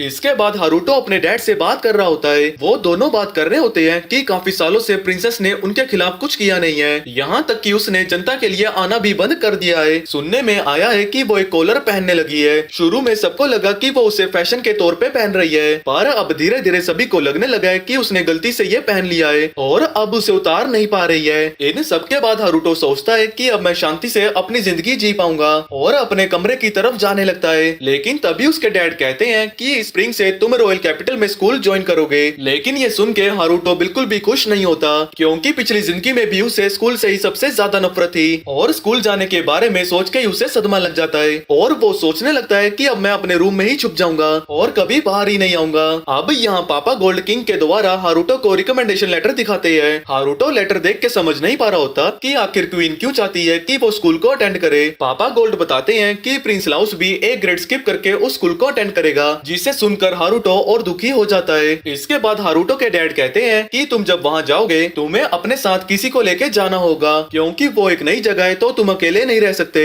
तो फ्ले को वो नहीं लेकर जा सकता क्योंकि वो तो प्रॉब्लम ही क्रिएट करेगी। तब हारूटो की मोम आके कहती है तो मैं चली जाती हूँ तुम्हारे साथ, पर ये सुन के वो दोनों ही मना कर देते हैं। तब हारूटो की मोम कहती है कि तुम्हारे पास 3 महीने हैं, इस टाइम में तुम ढूंढ लो कि तुम अपने साथ किसको लेकर जाओगे। लेकिन हारूटो अभी भी स्कूल जाने के लिए बिल्कुल भी तैयार नहीं है और वो अपनी कॉपी से कहता है कि मेरे बदले तुम स्कूल चले जाना, लेकिन उसकी कॉपी मना कर देती है। हारूटो उससे कहता है कि तुम मैजिक यूज नहीं कर सकते, तो ऐसे में तुम्हें स्कूल से निकाल दिया जाएगा और सारा इल्जाम किंग पे चला जाएगा कि उसने तुम्हारे लिए रिकमेंडेशन लेटर क्यों लिखा था। जिस पर उसका कॉपी कहता है तो फिर तुम ही क्यों नहीं चले जाते, बस अपनी पावर को यूज मत करना, सिंपल। ताबा हारूटो कहता है कि अगर मेरा वहाँ किसी से पंगा पड़ गया तो मुझे बैरियर मैजिक यूज करना पड़ेगा। जिस पर कॉपी कहता है तो तुम्हारा क्या मतलब, मैं वहाँ जाके बच्चों से पिट्टी खाऊं? अगर तुम्हें कुछ हो गया तो मेरे पास रिप्लेसमेंट है, आखिर तुमने कितने हारूटो बना रखे हैं। पर हारूटो कहता है कि मैं तो मजाक कर रहा था, शार्लेट ने मुझे कभी दूसरी कॉपी बनाने ही नहीं दी। इसके बाद उसकी कॉपी नौटंकी करने लगती है, जिसके बाद हारूटो कहता है कि मैं तुम्हें बैरियर मैजिक से प्रोटेक्ट करूंगा, पर तुम्हें इस मिशन पे तो जाना ही होगा। तो ना चाहते हुए भी कॉपी को उसकी बातें माननी पड़ती है। इसके बाद हम एक घर को देखते हैं जिसे कि हारूटो ने 5 साल लगाकर बनाया है अपने रहने के लिए। अब यहाँ हारूटो अपने घर में मजे कर रहा होता है कि तभी उसे याद आता है कि उसे अपने क्लोन के लिए अटेंडेंट चाहिए होगा। उसके साथ फ्ले और शार्लेट भी बैठे थे। अब क्या प्लान बनाएगा ये? ताबा हारूटो तुरंत उठा और जंगल में गया। वहाँ एक रास्ता देखा जो पेड़ों के बीच से जाता था। इसके बाद हारूटो एक विलेज में पहुँचता है जहाँ के सारे लोग स्केलेटन थे। ये वही स्केलेटन हैं जिन्हें की हारूटो ने 5 साल पहले मारा था। ये सभी हारूटो का स्वागत करते हैं, क्योंकि जब हारूटो ने उन्हें हराया था तब वो सभी उसको फॉलो करने लगे, जिसकी वजह से हारूटो ने उन्हें ये जमीन दे दी रहने के लिए। तभी हारूटो के पास एक स्केलेटन आता है जिसका की नाम उसने जॉनी रखा था और वो उन्हें उन मॉन्स्टर्स के बारे में बताता है जिनके पास कोई जगह नहीं थी रहने को। तो अब वो वहाँ ही रहने लगे, जिनकी वजह से उनका ये गांव बहुत बड़ा हो चुका है। तब जॉनी कहता है कि क्या बाकी के शहर भी देखना चाहेंगे। इसके बाद वो उससे अपनी खेती वाली जगह दिखाता है और वो उसे दिखाते हैं कि उन्होंने कितनी सारी सब्जियां उगाई है और इसको लेके वो बहुत ज्यादा खुश हैं। ताबा हारूटो सोचता है कि ये लोग तो ये सब कुछ नहीं खा सकते, लगता है इन्होंने इन्हें मॉन्स्टर्स के लिए उगाया है, ये कितने अच्छे हैं। इसके बाद जॉनी उसे काफी सारी अलग अलग चीजें दिखाता है और वो बड़बड़ किए ही जा रहा था। तभी हारूटो उसे अपना अटेंडेंट बनाने के बारे में सोचता है। उसे बस किसी तरह इसको ह्यूमन के जैसा दिखाना होगा और उसका काम बन जाएगा, लेकिन वो अभी भी बकबक किए जा रहा था। तो हारूटो सोचता है कि अगर मैं इतनी सारी बातें रोज सुनूंगा तो मैं मर ही जाऊंगा। इसके बाद हारूटो नदी के किनारे बैठा हुआ था जहाँ की वही क्लैश ऑफ क्लैन वाला गोलम आ जाता है। हारूटो कहता है कि मैं तो भूल ही गया था कि तुम भी यहाँ पर हो। इसका नाम हारूटो ने गीगाम रखा था। वो हारूटो को एक फूल देता है और शर्माने लगता है। उसकी आवाज सुन के हारूटो को पता लगता है कि वो एक फीमेल है, जिसका की मतलब ये पत्थर नहीं पथरी है। उसे देख के हारूटो सोचने लगता है कि ये तो काफी अच्छी है और अटेंडेंट भी बन सकती है, लेकिन इसका साइज कुछ ज्यादा ही बड़ा है। इसके बाद हारूटो थक हार के वापिस आ जाता है। यहाँ फ्ले उससे पूछती है कि आप अटेंडेंट के बारे में क्या बोल रहे थे। हारूटो चिल्लाता है कि इसका तुमसे कोई लेना देना नहीं और बेचारी फ्ले को रोता हुआ छोड़ के वहाँ से चला जाता है। अगले दिन शार्लेट हारूटो के पास आती है और कहती है कि मैंने ब्लैक नाइट के लिए एक नया नाम सोचा है, शेवा। वो उसे बताती है कि उसने ये इंटरनेट पे पढ़ा, ये एक तरह का गॉड है जो कि क्रिएशन और डिस्ट्रक्शन करता है और उसे लगता है कि यह नाम हारूटो के लिए परफेक्ट होगा। इसके बाद हम एक बर्फीली जगह को देखते हैं जहाँ पर कुछ लोग एक बड़े से ड्रैगन को मार रहे थे। जहाँ वो ड्रैगन बचकर भागने की कोशिश करने लगता है, लेकिन तूफान की वजह से वो नीचे गिर जाता है और उसकी चोट और ज्यादा गहरी हो जाती है। इसके बाद हारूटो के डैड उसे बता रहे होते हैं कि कि एक बड़ा सा नीला ड्रैगन उनके बॉर्डर पर देखा गया है कि वो ड्रैगन यहाँ भी आ सकता है और बहुत तबाही मचा सकता है। वो चाहते हैं कि फ्ले इसको हैंडल करे, और फ्ले कहती है कि मैं तो बस लॉर्ड हारुतो के लिए काम करती हूँ। तो हारुतो कहता है ठीक है, तो फिर ये मेरा ऑर्डर है। लेकिन फ्ले अपना मुंह बचकाने लगती है। तो हारुतो उससे पूछता है कि आखिर क्या हुआ। फ्ले कहती है कि इतना बड़ा ड्रैगन तो काफी सालों पहले जन्मा होगा, लेकिन मैं किसी ब्लू ड्रैगन को नहीं जानती हूँ। इसका मतलब है कि जब ह्यूमंस और डीमंस की लड़ाई हो रही थी तो ड्रैगन डर के मारे माउंटेन्स में छुप गया होगा, तो इसीलिए मैं उस डरपोक ड्रैगन को बचाना नहीं चाहती। इसके बाद हारुतो अपने डैड से कहता है कि हमें इस बारे में सोचने के लिए कुछ टाइम चाहिए, और वो उस रूम से बाहर आ जाते हैं। वहीं गेट के बाहर शार्लेट को देख के हारुतो कहता है कि ऐसे तुम्हें दूसरों की बातें नहीं सुननी चाहिए। शार्लेट कहती है कि वो दोबारा ऐसा नहीं करेगी, और फ्ले से पूछती है कि क्या तुम सच में उस ड्रैगन को नहीं बचाओगी। हारुतो भी ऐसा ही कहता है, जिसके बाद में फ्ले मान जाती है। अगले सीन में ये दोनों ड्रैगन के पास पहुंच जाते हैं और देखते हैं कि ड्रैगन की हालत बहुत बुरी हो चुकी है। उसी समय वो देखता है कि कुछ बेकार और निकम्मे एडवेंचरर भी उसकी तरफ बढ़ रहे थे, जो उस ड्रैगन को मारने के लिए आए थे। जो देख हारुतो कहता है कि हमें इसे बचाना होगा। अब जैसे ही एडवेंचरर ने अटैक करना शुरू किया तो हारुतो ने एक एक आंख वाले नालायक को लात मार के दूर फेंक दिया और जोर से बोला, मैं हूँ दी ब्लैक नाइट। उसने तुरंत ड्रैगन पर रीजनरेट स्पेल डाला और उसके घाव भर दिए। उधर फ्ले तो भाई साहब उन सभी को जिंदा झुलसाने के मूड में थी, लेकिन हारुतो ने एक बैरियर मैजिक से सबको बचा लिया। लेकिन फिर भी वो सब बेचारे बेहोश होकर गिर गए कि तभी ड्रैगन ठीक हुआ। लेकिन जैसे ही हारुतो ने अपने बारे में बताना चाहा तो उसने ठंडी सांस मार के हारुतो को बर्फ में जमा दिया। हारुतो ने अपने मैजिक से बर्फ को तोड़ा और देखा कि उस ड्रैगन की आवाज सीधा उसके दिमाग में सुनाई दे रही है। अब ड्रैगन ने माफी मांगी और बताया कि उसने 1000 साल पहले होने वाले युद्ध से दूर रहना इसलिए चुना क्योंकि उसे शांति पसंद है। जब हारुतो ने उससे पूछा कि तुम अभी तक जिंदा कैसे हो, तब ड्रैगन ने बताया कि वो 300 सालों से पहाड़ों में छुपा हुआ जी रहा है और इंसानों की लाइब्रेरी से चुराई गई किताबें पढ़कर जिंदा है। पर जब लोगों ने उसे देख लिया तो उन एडवेंचररों ने उसकी सभी किताबें जला दी और फिर उसे वहाँ से भागना पड़ा। ये कहानी सुन के फ्ले रोने लगती है और कहती है कि मैं पेंडिमोनियम में तुम्हें आने की इजाजत देती हूँ। हारुतो उससे पूछता है कि ये पेंडिमोनियम क्या है। फ्ले कहती है कि जो आपका विलेज है उसका नाम शार्लेट ने पेंडिमोनियम रखा है। हारुतो कहता है कि हम तुम्हें यहाँ रहने के लिए घर देंगे, तो क्या तुम हमारे साथ चलोगे। वो ड्रैगन कहती है कि मैं एक ब्लिट्ज ड्रैगन हूँ और मैं अभी से आपको अपने मास्टर के रूप में एक्सेप्ट करती हूँ। अब से मेरी जिंदगी आपकी है। और उसे बदलते हुए देख के हारुतो समझ जाता है कि वो ह्यूमन में ट्रांसफॉर्म होने जा रही है, तो वो जल्दी से उसे कपड़े पहना देता है। जिसके बाद हारुतो खुद को इंट्रोड्यूस करता है, पर वो कहती है कि मेरा कोई नाम नहीं है। तब हारुतो उसका नाम लीजा रख देता है, जो कि लीजा को बहुत पसंद भी आता है। तब फ्ले कहती है, लीजा मैं लॉर्ड हारुतो की जिंदगी में पहले आई थी,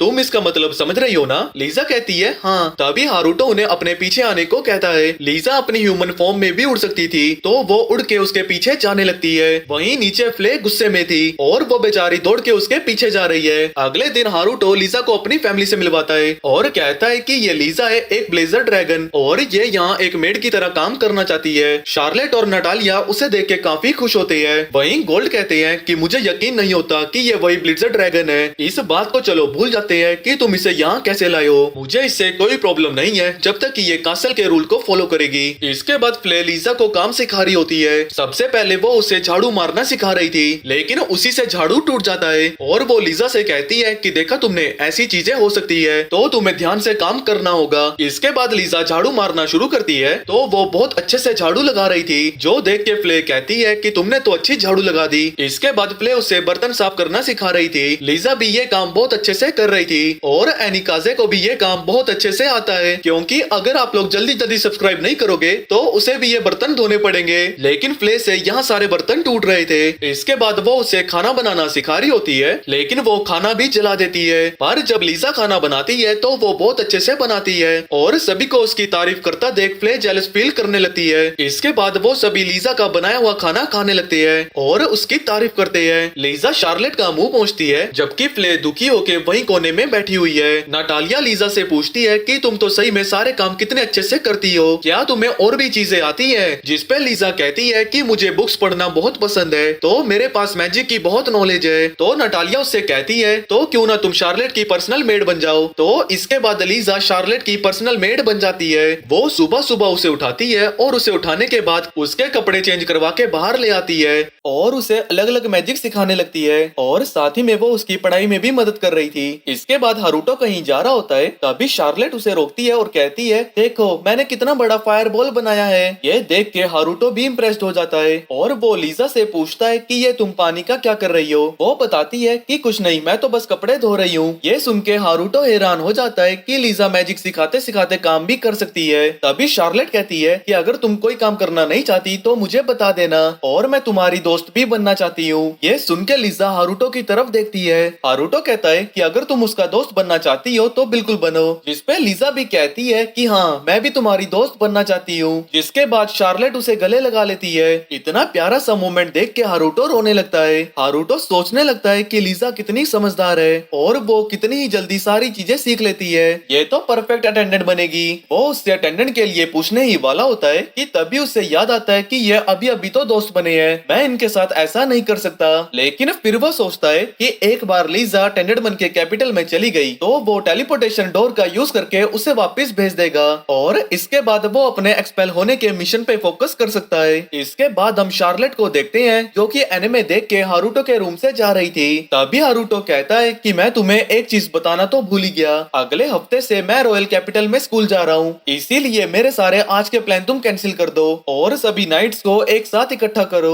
शार्लेट कहती है कि ये राउंड टेबल की एक इमरजेंसी मीटिंग है। इसके बाद हम देखते हैं कि सभी लोग इकट्ठा हो रखे हैं और शार्लेट उस मीटिंग को शुरू करती है। आज का टॉपिक है कि अगले हफ्ते से हारुतो रॉयल कैपिटल में स्कूल जाने वाला है। तभी फ्ले कहती है कि हारुतो ने मुझे ये पहले क्यों नहीं बताया, आखिरकार वो ह्यूमंस के स्कूल में उनसे क्या सीख लेंगे, वो तो डीमन किंग है। तभी जोनी उसे रोकता है, हमने प्रॉमिस किया था कि हम लोग ये बात किसी को नहीं बताएंगे। लेकिन ये बात शार्लेट हल्के से सुन लेती है और कहती है कि ये तुमने क्या कहा, क्या ये कोई इन्फॉर्मेशन है हारुतो के बारे में जो कि मुझे नहीं पता। फ्ले कहती है कि हाँ ये हमारे डीमंस के बीच में एक सीक्रेट है। ये सुन के शार्लेट दुखी हो जाती है और जॉनी उसे दिलासा देने लगता है। हारुतो आपसे बहुत प्यार करते हैं और वो आपको एक दिन ये जरूर बताएंगे। इसके बाद शार्लेट कहती है कि चलो फिर मीटिंग को कंटिन्यू करते हैं। तो सबसे पहला क्वेश्चन ये है कि आखिर हारुतो स्कूल जाना क्यों चाहता है। वो बताती है कि एक दिन वो स्कूल से रिलेटेड एनिमे देख रही थी तो उसने हारुतो से पूछा था कि स्कूल कैसा होता है। हारुतो ने उसे बताया था कि स्कूल बहुत ही खतरनाक और डरावनी जगह होती है और वो आगे कहती है कि एनिमे के हिसाब से स्कूल में एक हिडन काउंसिल होगा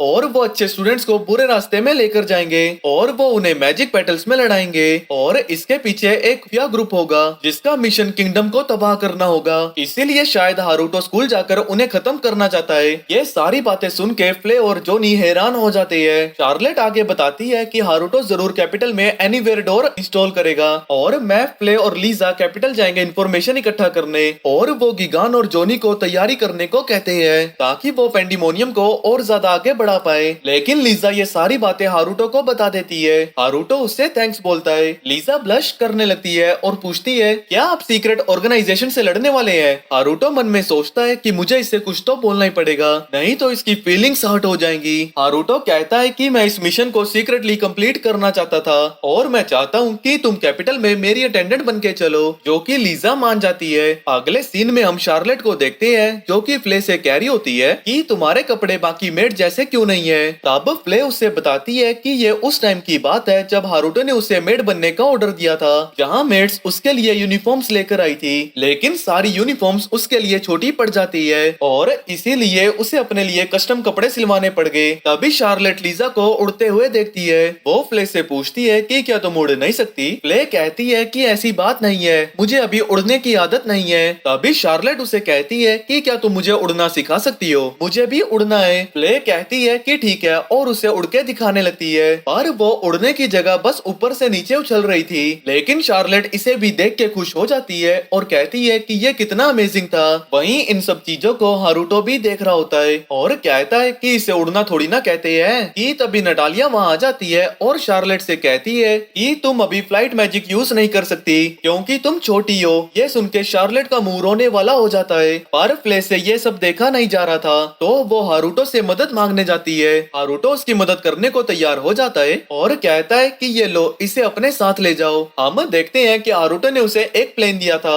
जिसमें बैठ के शार्लेट उड़ रही है और एंजॉय कर रही है। इसके बाद उन सभी के काफी सारे दिन ऐसे ही बीत जाते हैं और जहाँ पहले फ्ले को गर्म पानी में नहाना पसंद नहीं था, जब वो ये सुनती है कि ये उनके लिए हारुतो ने बनाया था, वो भी धीरे धीरे गर्म पानी में नहाने लगती है। वहीं हारुतो ने एक डिवाइस बनाया था उन सभी का माना लेवल चेक करने के लिए। उस डिवाइस का यूज करने पढ़ने के बाद उन्हें पता लगता है कि प्ले का माना लेवल 77 में से 40 है, लीजा का 71 में से 36। ये देख हारूटो कहता है कि डीमंस का माना लेवल तो कितना हाई होता है, लेकिन तभी वो शार्लेट का माना लेवल चेक करता है, जो कि देखकर वो हैरान हो जाता है कि उसका लेवल 61 में से 17 है, क्योंकि क्वीन कॉन्सेंट का लेवल तो मैक्सिमम 44 था। तो वो शार्लेट से कहता है कि अगर तुम लगन से ट्रेनिंग करोगी तो तुम जल्दी अपने मैक्स लेवल तक पहुंच जाओगी। पर शार्लेट कहती है कि ऐसा नहीं हो सकता, क्योंकि जब वो छोटी थी, इससे पहले कि वो बॉल या चल पाती, उसने फायर बॉल बनाना शुरू कर दिया था। तो उसकी मॉम ने उसके ऊपर एक सीलिंग मैजिक कास्ट कर दिया। ये सुन के हारूटो हैरान हो जाता है और कहता है कि ये तो बचपन से ही जीनियस है। तभी शार्लेट उससे पूछती है कि तुम्हारा लेवल क्या है। प्ले कहती है कि मास्टर का लेवल तो जरूर 100 से ऊपर होगा, पर हारूटो उन्हें अपना लेवल बताने से मना कर देता है। इसके बाद हारूटो कैपिटल के लिए निकल रहा होता है। उसके डैड उससे पूछते हैं कि तुमने लीजा की पूंछ और सींग छुपा दिए हैं, वो काफी अनकंफर्टेबल लग रही है। हारूटो कहता है कि इसको कुछ टाइम बाद आदत हो जाएगी। प्ले दुखी है क्योंकि वो जाना चाहती थी, पर हारूटो उसकी जगह लीजा को लेके जा रहा है। वहीं दूसरी तरफ मारियाना फ्लोस के पास मार्ग्रेव एक लेटर लेकर आई थी। फ्लोस कहता है कि इसमें यही लिखा है ना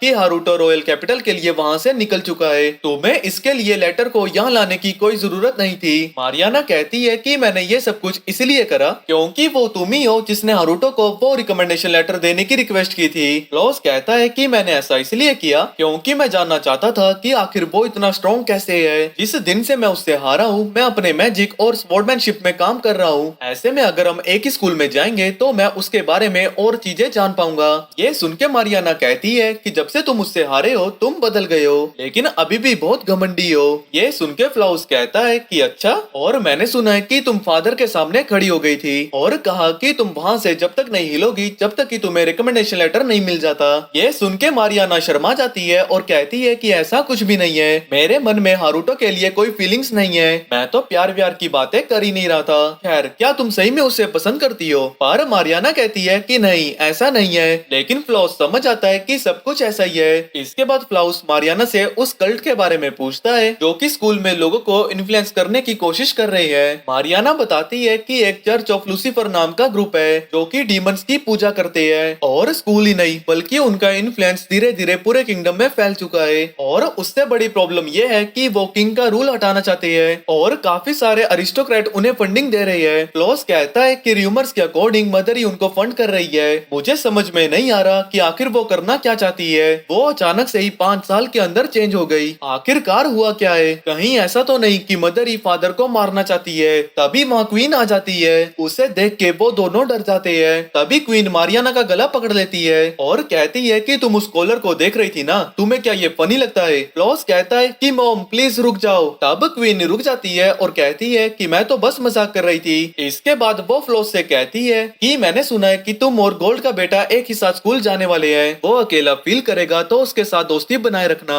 और उससे ब्लैक नाइट के बारे में सब कुछ पता करना और मुझे आके बताना। इसके बाद हम हारूटो को देखते हैं जो कि अपने ही उस सीक्रेट रूम में है। शार्लेट उससे कहती है कि क्या तुम्हें अब कैपिटल नहीं चले जाना चाहिए? हमें पता लगता है कि वो कासल से थोड़ी दूर जाने के बाद ही वापस आ गए थे, क्योंकि इसने कुछ दिन पहले ही कैपिटल में डोर इंस्टॉल कर दिया था। जिस दिन वो उस दिन वहाँ पहुँचने वाले थे वो उस दिन इस डोर से निकल जाएगा और वो दिन आज ही है। इसके बाद हारूटो और लीजा वहाँ से चले जाते हैं। हारूटो ने उस डोर को कैपिटल से कुछ ही दूरी में एक जंगल में छुपाया था, लेकिन कैपिटल अभी भी काफी दूर था। तभी लीजा उसे एक बाइसन को दिखाती है जो कि एक घोड़ा गाड़ी के पीछे भाग रहा था। ये देख के हारूटो उन्हें बचाने के लिए जाने लगता है। उनकी गाड़ी का पहिया टूट जाता है और सभी लोग नीचे गिरने लगते हैं, पर हारूटो उन्हें भी बचा लेता है। तभी एक लड़की सामने आती है और कहती है कि इसे मैं रोकती हूँ, तुम लोग यहाँ से चले जाओ। ये देख के हारूटो सोचता है लगता है ये स्ट्रॉन्ग है, मेरी यहाँ जरूरत नहीं पड़ेगी, लेकिन वो बाइसन आराम से उसे उठा के पटक देता है और उस पे फिर से हमला करने जाता है, लेकिन हारूटो आके उसे बचा लेता है और वो उस लड़की को भी हील कर देता है। तभी वो छोटा बच्चा वहाँ आ जाता है और हारूटो को देख के कहता है थैंक यू मिस्टर, आपने तो इस मॉन्स्टर को हरा ही दिया।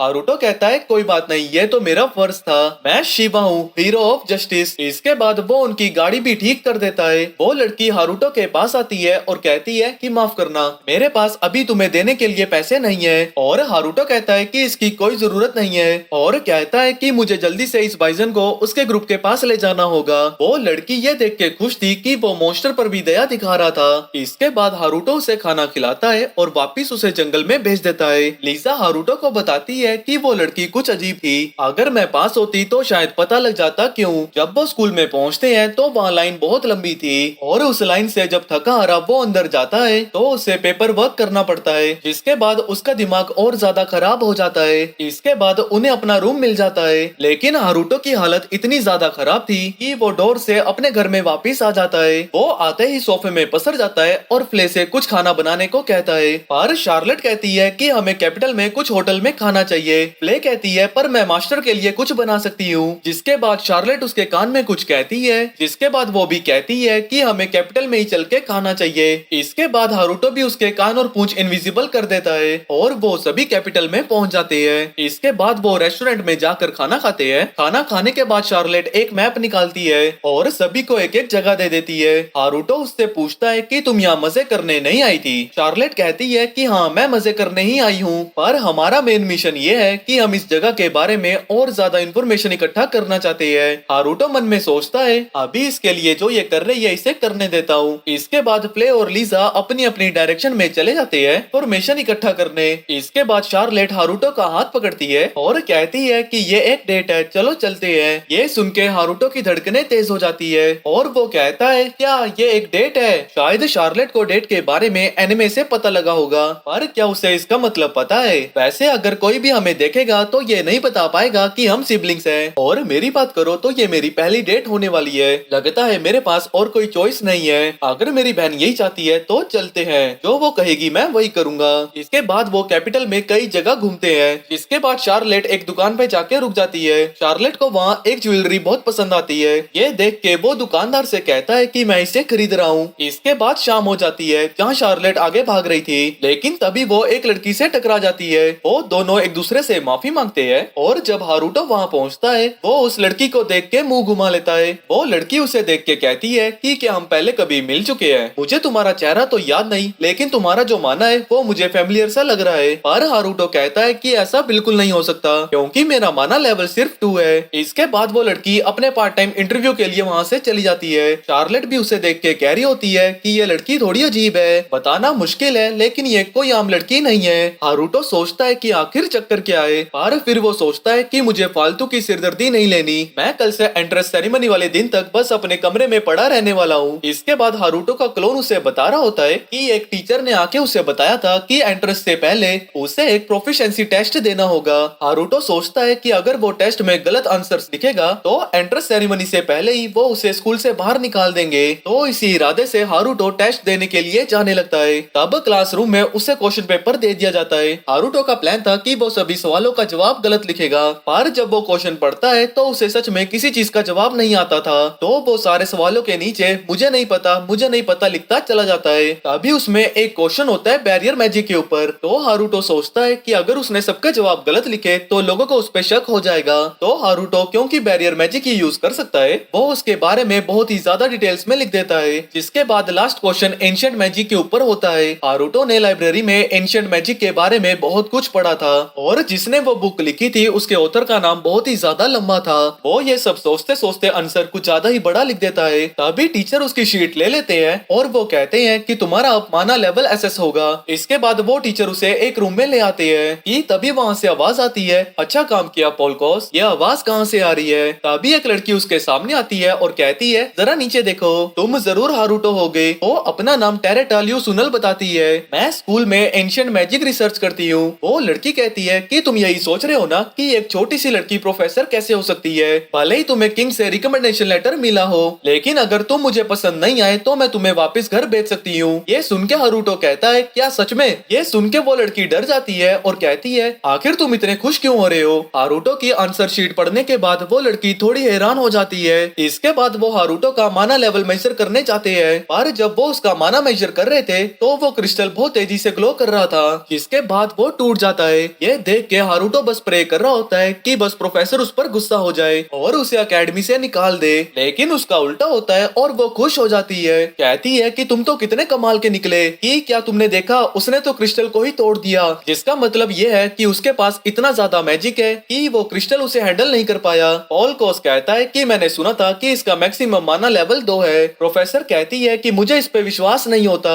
और वैसे भी हमें क्रिस्टल बॉल के लॉजिक लॉजिक के बारे में पूरी तरह से नहीं पता है। एक मैजिक रिसर्चर होने के तौर पर हमें पहले इस क्रिस्टल के बारे में पूरी तरह से पता करना होगा, इससे पहले कि हम हारुतो की मैजिक के बारे में बात करें। और इतना ही नहीं, इसके आंसर्स भी काफी कमाल के हैं। क्वेश्चन पेपर में इतने एडवांस्ड क्वेश्चन थे, लेकिन उसमें हिम्मत थी कि उसने लिख दिया कि उसे नहीं पता। और इसने बैरियर मैजिक और एंशिएंट मैजिक के ऊपर जो आंसर लिखे वो तो सही में बहुत अच्छे हैं। उसका एंशिएंट मैजिक वाला आंसर देख के तो ऐसा लगता है कि उसे मैंने ही लिखा है। ये सुन के हारुतो कहता है क्या इसे ऐसा क्यों लग रहा है, कि तभी उसे रियलाइज होता है कि जिस बुक से उसने एंशिएंट मैजिक के बारे में पढ़ा था उसकी ऑथर यही है। तभी प्रोफेसर कहती है कि मैंने डिसाइड कर लिया है कि मैं हारुतो को अपने साथ रखूंगी और किसी और प्रोफेसर को इसकी लेने नहीं दूंगी।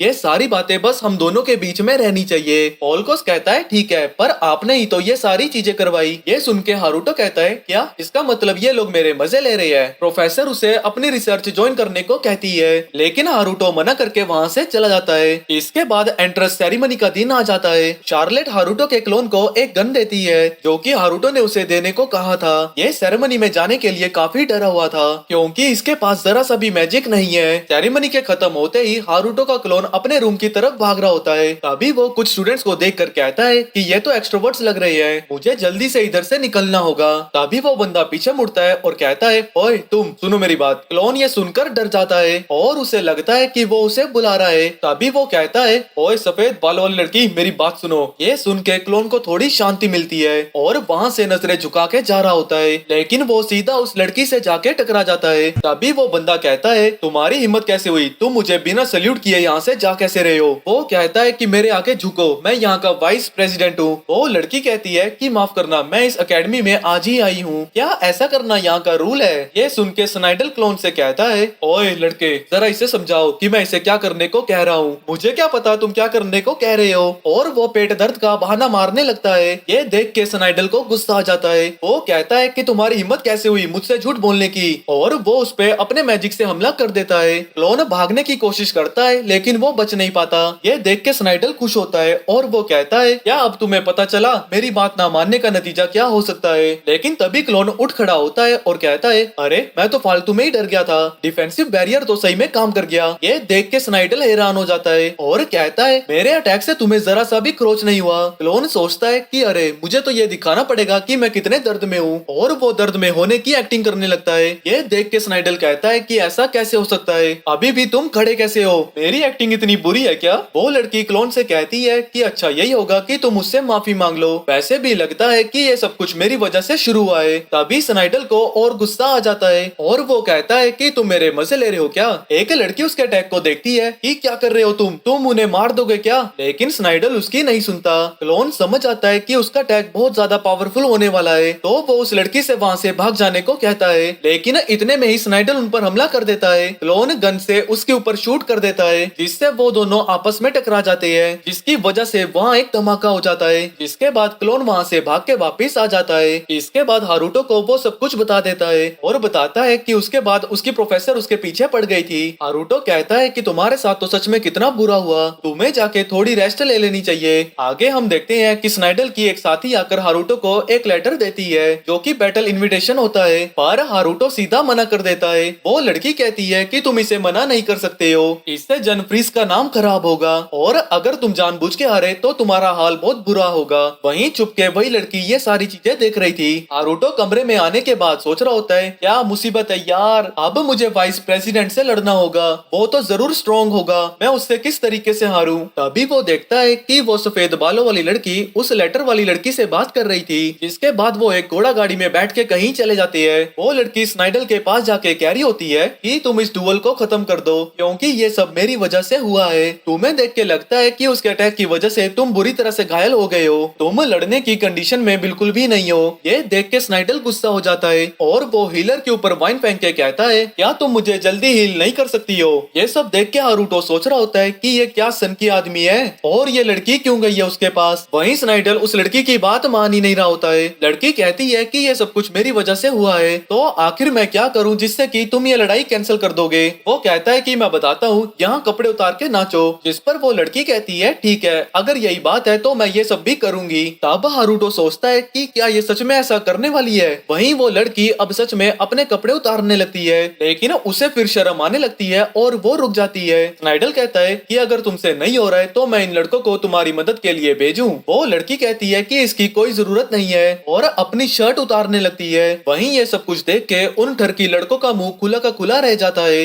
हारूटो मन में ही सोचता है कि ये क्यों कर रही है ये सब। ही तभी वहाँ पूरी तरह से अंधेरा हो जाता है और हारूटो उसे कपड़े दे देता है। वो हारूटो को देख के कहती है कि तुम तो वही हो। ही तभी हारूटो गुस्सा हो जाता है और कहता है जरा शर्म लिहाज करो, थोड़ा बहुत रिस्पेक्ट करो खुद को, थोड़ा जल्दी से अपने कपड़े पहनो और घर निकलो। नाइडल को समझ में नहीं आ रहा था कि यहाँ हो क्या रहा है। तभी हारूटो उसके पीछे आता है और कहता है कि हम अलग डायमेंशन में हैं, यहाँ तुम्हारी मदद करने के लिए कोई नहीं आएगा। वो कहता है कि तुम कौन हो और यहाँ क्या कर रहे हो। वो फिर से अपना इंट्रोडक्शन देता है और कहता है कि तुमने काफी पाप किए हैं, मैं यहाँ तुम्हें उसी की सजा देने आया हूँ। नाइडल उस पर हमला करने वाला होता है लेकिन हारूटो उसकी चोट पे कुछ लगा देता है। हारूटो कहता है कि मैंने तुम्हारे अंदर एक ब्लॉक डाल दिया है, तुमने 3 पाप किए हैं, तुमने नए स्टूडेंट से बिना फालतू में लड़ाई शुरू कर दी। स्नाइडल कहता है कि मैं हैफिन फैमिली का नया हेड बनने वाला हूँ और मैं वाइस प्रेसिडेंट हूँ। उनका सीनियर होने के तौर पे मैं उन्हें बस गाइड कर रहा था, उसे गाइडेंस नहीं कहते हैं। और तुम्हारा दूसरा पाप, तुमने अपने जूनियर को पब्लिकली पनिश करने के लिए उसको बैटल का चैलेंज कर दिया।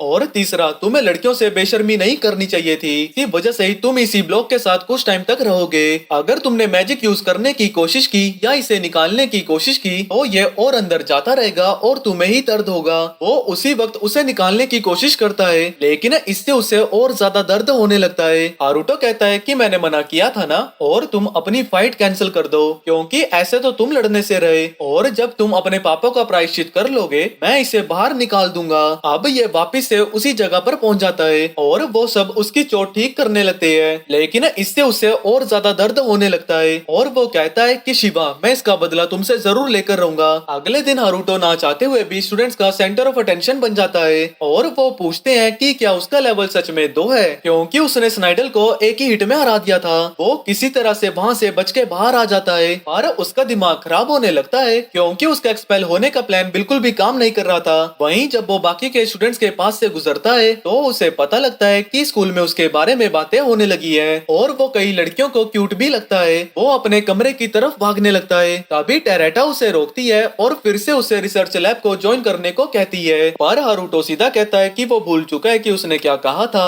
और वहाँ से जाने लगता है। लेकिन टेरेटा फिर से उसे चीजें एक्सप्लेन करने लगती है। वो उसे बताती है कि स्कूल में 2 करिकुलर है और तुम्हें उनमें से किसी एक में एनरोल होना होगा। पहला नाइट का कोर्स है, दूसरा है रिसर्चर का कोर्स जिसमें कि तुम अलग अलग तरीके के मैजिक बनाओगे और उन्हें यूज करने का तरीका ढूंढोगे। टेरेटा को लगता है कि वो हारूटो के लिए परफेक्ट होगा क्योंकि वो एंशिएंट मैजिक में इंटरेस्टेड है। पर हारूटो कहता है कि वो किसी और की लैब ज्वाइन कर लेगा। तभी वहाँ लाउस आ जाता है जो कि तेजी से हारूटो की तरफ बढ़ने लगता है लेकिन हारूटो आसानी से उसे जमीन में पटक देता है और वो पहचानता भी नहीं कि आखिर वो है कौन। लेकिन तभी वहाँ मारियाना आ जाती है और हारूटो ये देख के हैरान था कि लाउस इतना ज्यादा हट्टा कट्टा हो चुका है। हारूटो उससे पूछता है कि क्या तुम्हें मुझसे कुछ काम है, पर लाउस कहता है कि हम तो एक ही स्कूल में हैं और उससे फ्रेंडली तरीके से बात करता है। पर हारूटो उसे इग्नोर कर देता है और कहता है कि मैं तो मारियाना से बात कर रहा था। वो उससे पूछती है कि क्या उसने कोई कोर्स अभी चुना है और कहती है कि तुम उसी लैब को ज्वाइन क्यों नहीं कर लेते जिसमें कि मैं हूँ। वहीं लॉस चाहता है कि हारूटो उसकी क्लास को ज्वाइन करे लेकिन टेरेटा कहती है कि हारूटो सिर्फ मेरा है। इसके चक्कर में फ्लाउस और उसके बीच बहस छिड़ जाती है। तभी लाउस रियलाइज करता है कि आखिर वो है कौन और वो हारूटो को वार्न करता है कि वो उस औरत से दूर रहे, उसकी रिसर्च बिल्कुल ही यूजलेस है और उसके बाकी के प्रोफेसर से पंगे होते रहते हैं। पर टेरेटा कहती है कि उसका बस दिमाग इतना नहीं चलता कि वो उसकी रिसर्च को समझ पाए। जिसके बाद वो सभी हारूटो के पीछे लड़ने लगते हैं और हारूटो से ही पूछते हैं कि वो किसकी क्लास ज्वाइन करेगा। कि तभी वहाँ सफेद बालों वाली लड़की आती है और कुछ कहना चाहती है, पर इससे पहले कि वो कुछ कहती हारूटो कहता है कि मेरा इसके साथ कुछ प्लान है और वहाँ से निकल जाता है। ये देख के मारियाना जेलस फील करने लगती है और वो लाउस से पूछने लगती है कि आखिर उस लड़की के साथ उसका क्या रिश्ता है। वो किसी तरह वहाँ से बाहर आ जाता है और वो आयरस से पूछता है कि वो किस लिए आई थी उससे मिलने। वो लड़की उससे पूछती है कि क्या तुम वही हो जिससे कि मैं कल मिली थी, क्योंकि कल के हिसाब से तुम बिल्कुल अलग ही फील हो रहे हो। हारूटो ये सुन के हैरान था कि वो उसके क्लोन और उसमें फर्क बता सकती थी और वो अनजाने में ही एक बैरियर वहाँ लगा देता है और आयरस उस बैरियर को भी फील कर सकती है।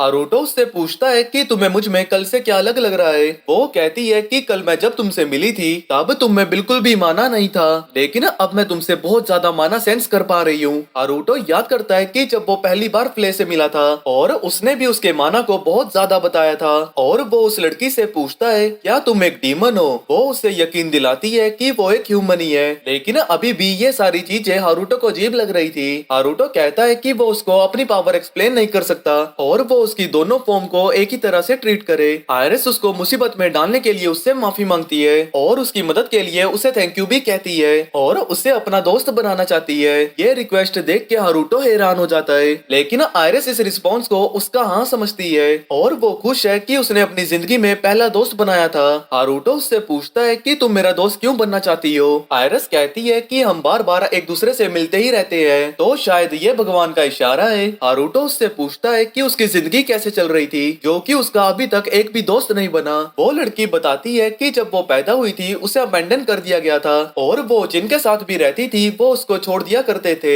ऐसा 4 बार हुआ। हारुतो कहता है कि इसकी जरूर कोई वजह होगी। आयरिस कहती है कि इसकी वजह ये थी कि मैंने कम्युनिकेट करने के लिए उनसे बात की थी। हारुतो कहता है कि कोई भी डर जाएगा अगर एक छोटा बच्चा बात करने लगेगा तो। आखिर में फिर वो एक मोनेस्ट्री में रहने लगी, लेकिन वहाँ भी उसे सही तरह से ट्रीट नहीं किया जाता था। वहाँ एक प्रीस्ट था जो कि मेरा काफी ख्याल रखता था, लेकिन वो भी टपक गया जब मैं 5 साल की थी। क्योंकि वो इतनी आइसोलेटेड जगह में रहती थी तो वो कभी भी ह्यूमंस के साथ इंटरेक्ट नहीं कर पाई। इसी की वजह से उसके पास कोई सोशल स्किल्स नहीं है और ना ही उसे पता है कि ह्यूमन वर्ल्ड में रहा कैसे जाता है। पर हारुतो कहता है कि तुमने गलत लड़के से दोस्ती कर ली, क्योंकि मेरा भी कोई दोस्त नहीं है तो तुम मुझसे भी कोई कॉमन सेंस नहीं सीख पाओगी। ये सुन के आयरिस कहती है कि ये तो परफेक्ट है, हम साथ मिलके कॉमन सेंस सीखेंगे, हम तो बिल्कुल ही एक जैसे हैं। वहीं हारुतो सोचने लगता है कि वो इसका इस्तेमाल करके स्कूल की मुसीबतों से बच सकता है और वो उससे पूछता है कि वो किस में एनरोल होने जा रही है और वो बताती है कि वो टेरोटा की क्लास ज्वाइन करने वाली है।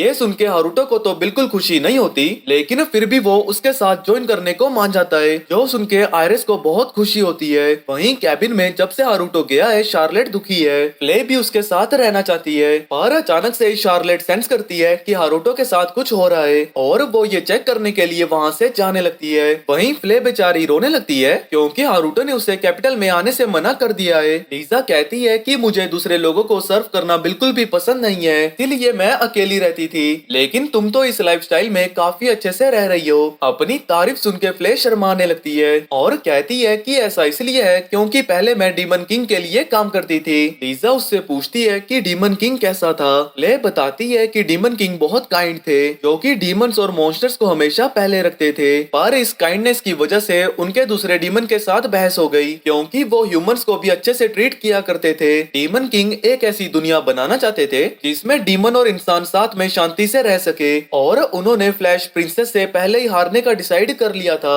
लीजा पूछती है कि क्या मतलब। फ्ले बताती है कि जब फ्लैश प्रिंसेस आई थी डीमन किंग ने सभी डीमंस को वहाँ से हटा दिया था और खुद को सेक्रीफाइस कर दिया। शायद उन्होंने प्लान बनाया कि अगले जन्म में वो ह्यूमन के तौर पे पैदा होंगे। लीजा कहती है कि मतलब वो इंसान बनना चाहते थे और इंसान बन के लोगों के पर्सपेक्टिव को चेंज करना चाहते थे। फ्ले कहती है कि हाँ, मैंने नहीं सोचा था कि डीमन किंग ने इस चीज पे इतना ज्यादा सोचा था। फ्ले कहती है कि ये कितनी ज्यादा अजीब बात है कि डीमन किंग का जन्म उसी फ्लैश प्रिंसेस की पेट से हुआ है जिसने कि उसे पिछले जन्म में मारा था। हारुतो ने उससे कहा था कि वो पिछले जन्म के बारे में सारी चीजें भूल चुका है। डीमन किंग भी नामों को छोटा कर दिया करते थे और जब हारुतो ने उसका नाम छोटा किया तब उसे यकीन हो गया कि यही डीमन किंग है। लीजा उससे पूछती है कि डीमन किंग का नाम क्या था। फ्ले कहती है कि मैं तुम्हें बता तो रही हूँ, पर ये किसी को कहना मत। डीमन किंग का असली नाम था आयरिस पिलिया। वहीं वो लड़की भी अपना पूरा नाम आयरिस पिलिया बताती है। हारुतो कहता है कि ये नाम काफी लंबा है, क्या मैं तुम्हें सिर्फ आयरिस बुला सकता हूँ। आयरिस हंसती है और कहती है कि मैं भी पहले नाम छोटा कर दिया करती थी, तुमने तो मुझे मेरे पुराने दिनों की याद दिला दी। इसके बाद हारुतो वहाँ से जाने लगता है। तभी आयरिस उसे रोकती है और उससे पूछती है कि क्या उसने क्लास के लिए साइन अप कर लिया है और कहती है कि हमें ये साथ में करना चाहिए। हारुतो मान जाता है और कहता है ठीक है, चलो मेरे रूम में चलते हैं। रास्ते में हारुतो सोचने लगता है कि मैंने इसे बिना सोचे समझे अपने रूम में इनवाइट कर लिया, पर यह तो एक लड़की है, लेकिन अब मैं इसे मना भी नहीं कर सकता,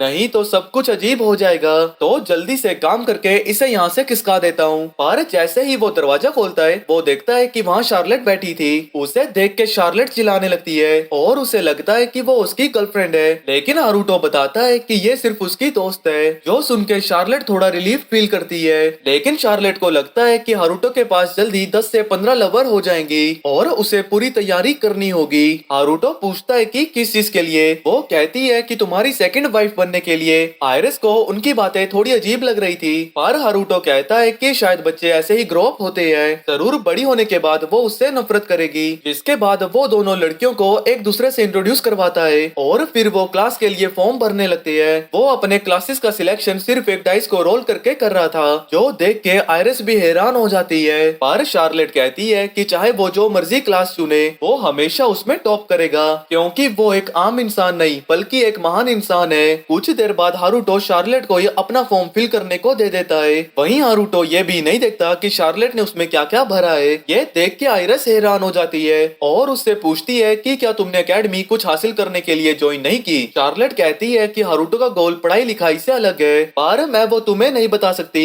हारूटो उससे यहाँ आने का रीजन पूछता है। शार्लेट कहती है कि जो मैं यहाँ करने आई थी वो मैं कर चुकी हूँ, और वहाँ से जाने लगती है। तभी हारूटो आयरिस की आंखें बंद कर देता है ताकि वो एनीवेयर डोर को देख ना ले। इसके बाद हारूटो आयरिस से कहता है कि चलो अब मेहनत करते हैं, और मन में कहता है स्कूल से बाहर निकलने के लिए। एक हफ्ते बाद हम हारूटो को उसी कैबिन में उठते हुए देखते हैं। वो डिप्रेशन में है क्योंकि अब उसके क्लासेस शुरू होने वाले हैं। शार्लेट उसे उसका स्केड्यूल देती है और उसे बताती है कि आपके परफॉर्मेंस के हिसाब से आपको सी क्लास में शायद रखा जाएगा, और क्लासेस बदली जाती है रेगुलर एग्जाम परफॉर्मेंस के हिसाब से। मुझे यकीन है कि आप जल्दी ही क्लास ए में जरूर पहुंच जाएंगे। पर हारूटो का ऐसा कोई इरादा नहीं है। एक सेकंड, कोर करिकुलम के अलावा इतनी सारी मुश्किल क्लासेस है। शार्लेट कहती है कि मैंने ये सब कुछ इसीलिए सिलेक्ट किया था क्योंकि मुझे पता था कि ये सब आपको बहुत आसान लगेंगे। फिर हारूटो सोचता है कि एक सेकंड, ये तो मेरे फायदे की ही चीज है। मैंने इतनी मुश्किल क्लासेस सिलेक्ट की है तो टीचरों को निराश करने में बड़ी आसानी होगी। हारूटो क्लास में आयरिस के साथ जाने लगता है और उसे यकीन नहीं होता कि हारूटो सी क्लास में है, क्योंकि वो खुद ए क्लास में है। जब हारूटो क्लास के अंदर जाता है तब सभी लोगों की नजरें उसी पर टिक जाती है। ऐसा उसका और स्नाइडर का जो पंगा हुआ था उसकी वजह से था। इसके बाद उनका टीचर टेस्ट लेने वाला था, क्योंकि वो क्लास सी में थे और वो अपने परफॉर्मेंस के बेसिस पे क्लास से ऊपर या फिर नीचे जा सकती है। इसीलिए सबसे पहले वो उनका टेस्ट लेगा। हारूटो सोचता है कि यही मौका है खुद को अनपढ़ बेनलायक साबित करने का। पर जब वो टेस्ट देखता है तो वो उसे कुछ ज्यादा ही आसान लगता है। ये सारी चीजें तो जब शार्लेट इतू सी थी तब पढ़ा करती थी। हारूटो को लगता है कि टीचर जरूर उन्हें ज्यादा इजी टेस्ट दे रहा है ताकि उनमें थोड़ा बहुत कॉन्फिडेंस आ जाए, तो सभी उस पर शक करने लगेंगे। अगर वो सारे आंसर्स गलत लिख देगा तो वो 60 नंबर लेके बस पास होने का सोचता है। टेस्ट खत्म होने के बाद टीचर कहता है कि सबने बहुत बुरा किया और सबका एवरेज स्कोर सिर्फ 20 है। लेकिन ये ज्यादा हैरानी की बात नहीं है क्योंकि क्लास बी का एवरेज स्कोर 50 था। पर वो हारूटो का रिजल्ट देख के बहुत खुश होता है। हारूटो ये सब देख के हैरान था कि आखिर ये हो क्या रहा है। क्या सबसे आसान क्वेश्चन मुझे ही दिए गए थे? नहीं, मुझे नहीं लगता कि ऐसी बात है। शायद मेरे क्लास वाले ही सभी नल्ले हैं। पर फिर उसे रियलाइज होता है कि ऐसा नहीं है कि ये स्टूडेंट्स बेवकूफ हैं। उसकी बहन ही कुछ ज्यादा समझदार है। टीचर को लगता है कि वो बहुत इंटेलिजेंट है और उसे सीधा ए क्लास में जाने को कहता है। अगले दिन वो अपनी न्यू क्लास ज्वाइन करता है, जहाँ तुरंत ही उसे लाउस और आयरिस उठा लेते हैं और वो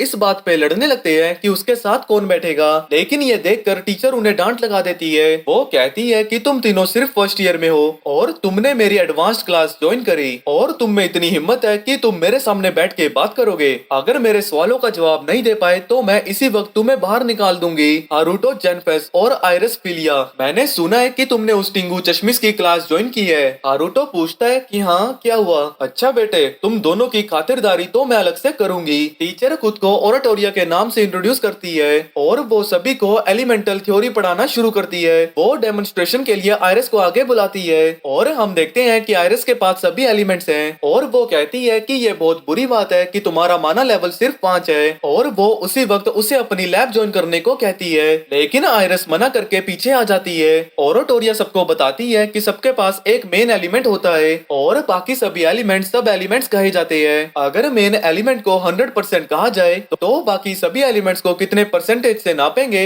ये अभी रिसर्च हो रही है और बताया नहीं जा सकता। लेकिन हारूटो के पास एक स्टेटस स्किल है जिससे कि वो उसके सभी स्टैट्स और स्किल देख सकता है। सर बताती है कि सब एलिमेंट्स की एफिनिटी चेक करना मुश्किल इसलिए है क्योंकि यूज करते वक्त उनकी वैल्यूज चेंज होती रहती है। हारूटो को लगता है कि ऐसा हिडन प्रॉपर्टीज की वजह से होता है। तभी टीचर उसके पास आ जाती है और उससे पूछती है कि तुम्हें इस चीज के बारे में कैसे पता चला, जो कि उसने अभी अभी स्टेटस विंडो में पढ़ा था। और वो वो उसे एक्सप्लेन करता है कि लोगों की हिडन प्रॉपर्टीज हो सकती है जो कि एलिमेंट से अटैच हो, जिसकी वजह से कोई कोई स्किल्स बूस्ट हो सकती है। टीचर उससे पूछने लगती है कि तुम्हें ये सब कैसे पता, ये तो बिल्कुल नई रिसर्च है जो कि वी बोले करता है। वो एक मिस्टीरियस पर्सन है जो कि हमें बस रिसर्च पेपर भेजता है। ये चीजें इतनी ज्यादा सीक्रेट है कि हम इसके बारे में किसी से बात भी नहीं करते, यहाँ तक कि रॉयल कैपिटल को भी इसे रिपोर्ट नहीं किया हमने। तो तुम्हें कैसे इन सब के बारे में पता? इसके बाद वो हारुतो को भी अपनी लैब ज्वाइन करने को कहती है, लेकिन हारुतो उसे मना कर देता है। वो टीचर हंस के कहने लगती है, क्या तुम ही तो वे बोले नहीं हो? हारुतो कहता है कि ऐसा तो बिल्कुल नहीं हो सकता,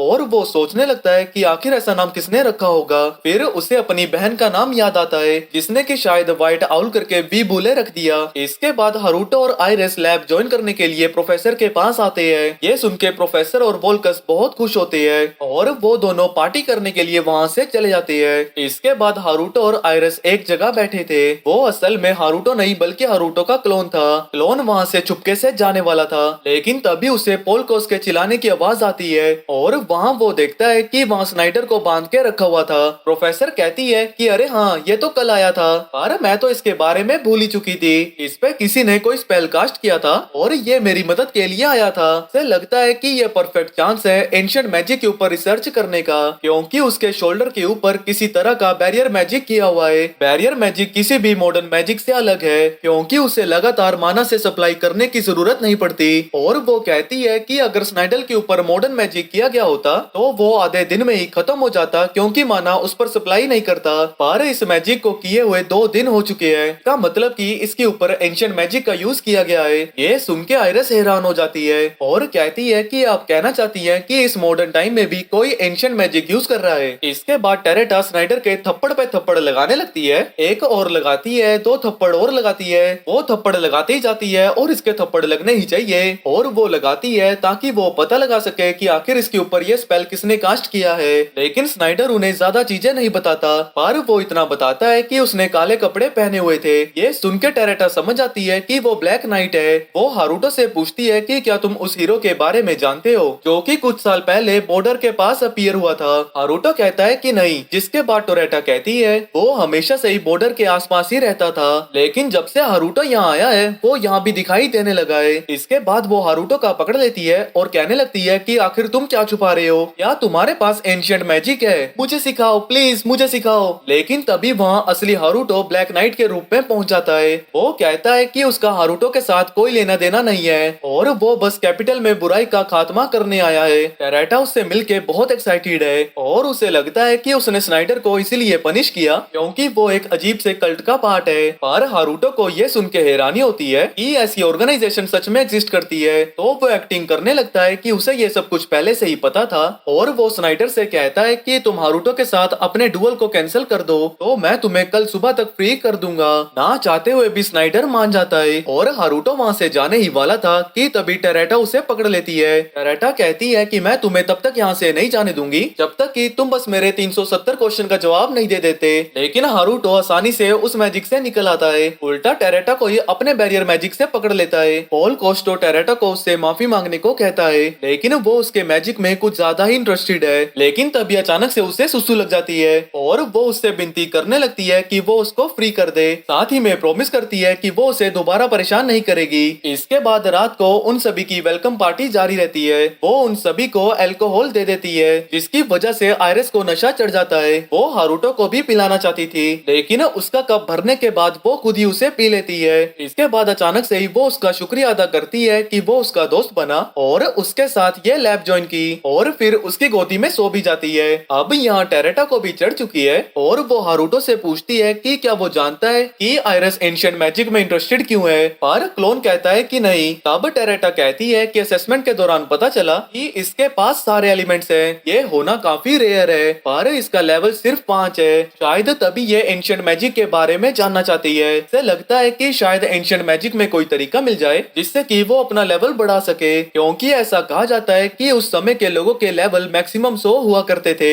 वहीं दूसरी तरफ स्नाइडल का दिमाग घुमा हुआ है क्योंकि उसे मजबूर किया गया डुअल कैंसिल करने को, जिसकी वजह से उसके स्कूल में बहुत बेइज्जती होने वाली है। उसके फादर ने कल्ट ऑफ लूसीफायरा ज्वाइन किया था ताकि वो करंट किंग को ओवरथ्रो करके खुद किंग बन जाए। इस हिसाब से स्नाइडर नेक्स्ट किंग बनेगा। वो हारुतो को अपनी रेपुटेशन सिचुएशन को नीचे गिराने नहीं दे सकता था। वो कुछ असैसिन्स को बुला के हारुतो और उसके दोस्तों को मारने का ऑर्डर देता है, पर हम देखते हैं कि उस पर कोई नजर रख रहा है। सभी असैसिन्स लैब की तरफ बढ़ने लगते हैं और उन्हें पता है कि सभी लोग अभी सो रहे हैं। वो टोटल 20 एलिट असैसिन्स लेके आए थे, तो उन्हें यकीन था कि ये मिशन सक्सेसफुल होगा। लेकिन जब वो लैब की तरफ जा रहे होते हैं, वो एक इनविजिबल बैरियर से टकरा जाते हैं। वो बिल्डिंग के चारों तरफ जाते हैं तो उन्हें पता लगता है कि वो पूरी बिल्डिंग बैरियर से घिरी हुई है। एक असैसिन उसे चाकू से तोड़ने की कोशिश करता है, लेकिन उसे कुछ भी नहीं होता। तभी उनके सामने एक दरवाजा आ जाता है। जब एक बंदा दरवाजे को हल्के से खोलता है तो हारुतो उसे अंदर ही खींच लेता है। उनका कैप्टन उस डोर को डिस्ट्रॉय करने का ऑर्डर दे देता है, लेकिन उनके सारे अटैक्स डोर एब्जॉर्ब कर लेती है, जिसके बाद वहाँ बहुत सारे दरवाजे आ जाते हैं और एक एक करके सभी असैसिन्स वहाँ से गायब होने लगते हैं। तभी वहाँ हारुतो आ जाता है और कैप्टन उसके ऊपर हमला करने की कोशिश करता है,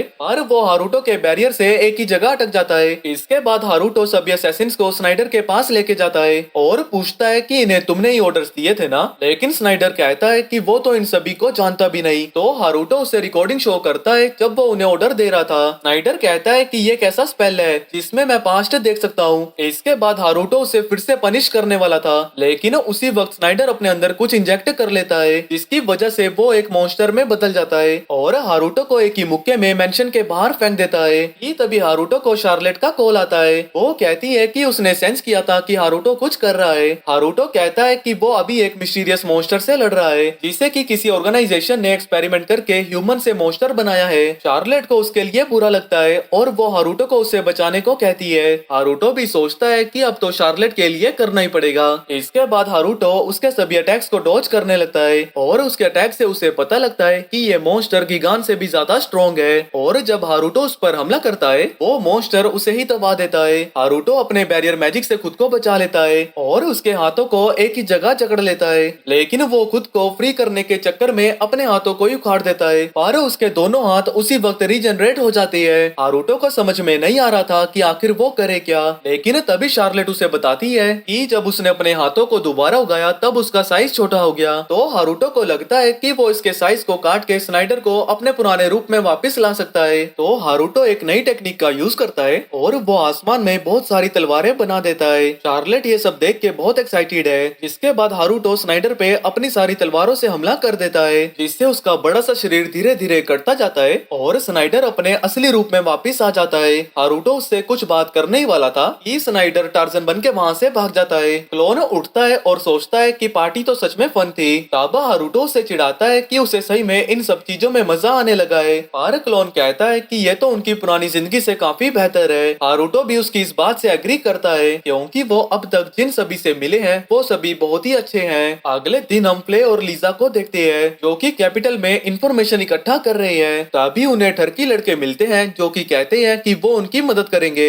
वो उन्हें एक सुनसान इलाके में ले जाते हैं, पर वो दोनों उन तीनों की कुटाई कर देते हैं और जो इंफॉर्मेशन उन्हें चाहिए थी वो उनसे मिल जाती है। इसके बाद वो शार्लेट की एक और मीटिंग में पहुंचते हैं, जहां वो सब कुछ बताते हैं कि उन्होंने क्या क्या पता किया। शार्लेट कहती है कि तो यानी किंग और क्वीन में लड़ाई चल रही है और अरिस्टोक्रेट्स का भी सेम हाल है। इसे लगता है कि किंगडम खतरे में है, लेकिन लीजा को अभी भी यकीन नहीं होता और जोनी उसे हारुतो की कल रात वाली लड़ाई के बारे में याद दिलाता है। इसके बाद वो हारुतो की लड़ाई की वीडियो देखने लगते हैं और कहने लगते हैं कि ये तो सच में कितने अमेजिंग है। शार्लेट बताती है कि उसे लगता है कि स्नाइडर जरूर किसी इविल ऑर्गेनाइजेशन का पार्ट होगा। जिसके बाद वो एकेडमी को इनफिल्ट्रेट करने का प्लान बनाने लगते हैं ताकि वो अंदर से सारी चीजों को एक्सपोज कर पाए। इस बात पर सभी लोग मान जाते हैं। वहीं हारुतो ये सारी चीजें देख रहा था और उसे यकीन नहीं होता कि ये सब लोग कर क्या रहे हैं। हारुतो याद करता है कि प्रोफेसर ने उसे एक इविल ऑर्गेनाइजेशन के बारे में उसे बताया था और उसे लगता है कि इसके पीछे भी उसकी मम्मी का ही हाथ है। इसके बाद वो सभी चीजों पर नजर रखना जारी रखता है ताकि उसकी शांति भरी जिंदगी को कोई डिस्टर्ब ना करे। तो इसी के साथ ये एनिमे यहीं पर खत्म होता है और बाकी आप इस ब्लैक क्लोवर वाली वीडियो को जरूर चेक कर लेना,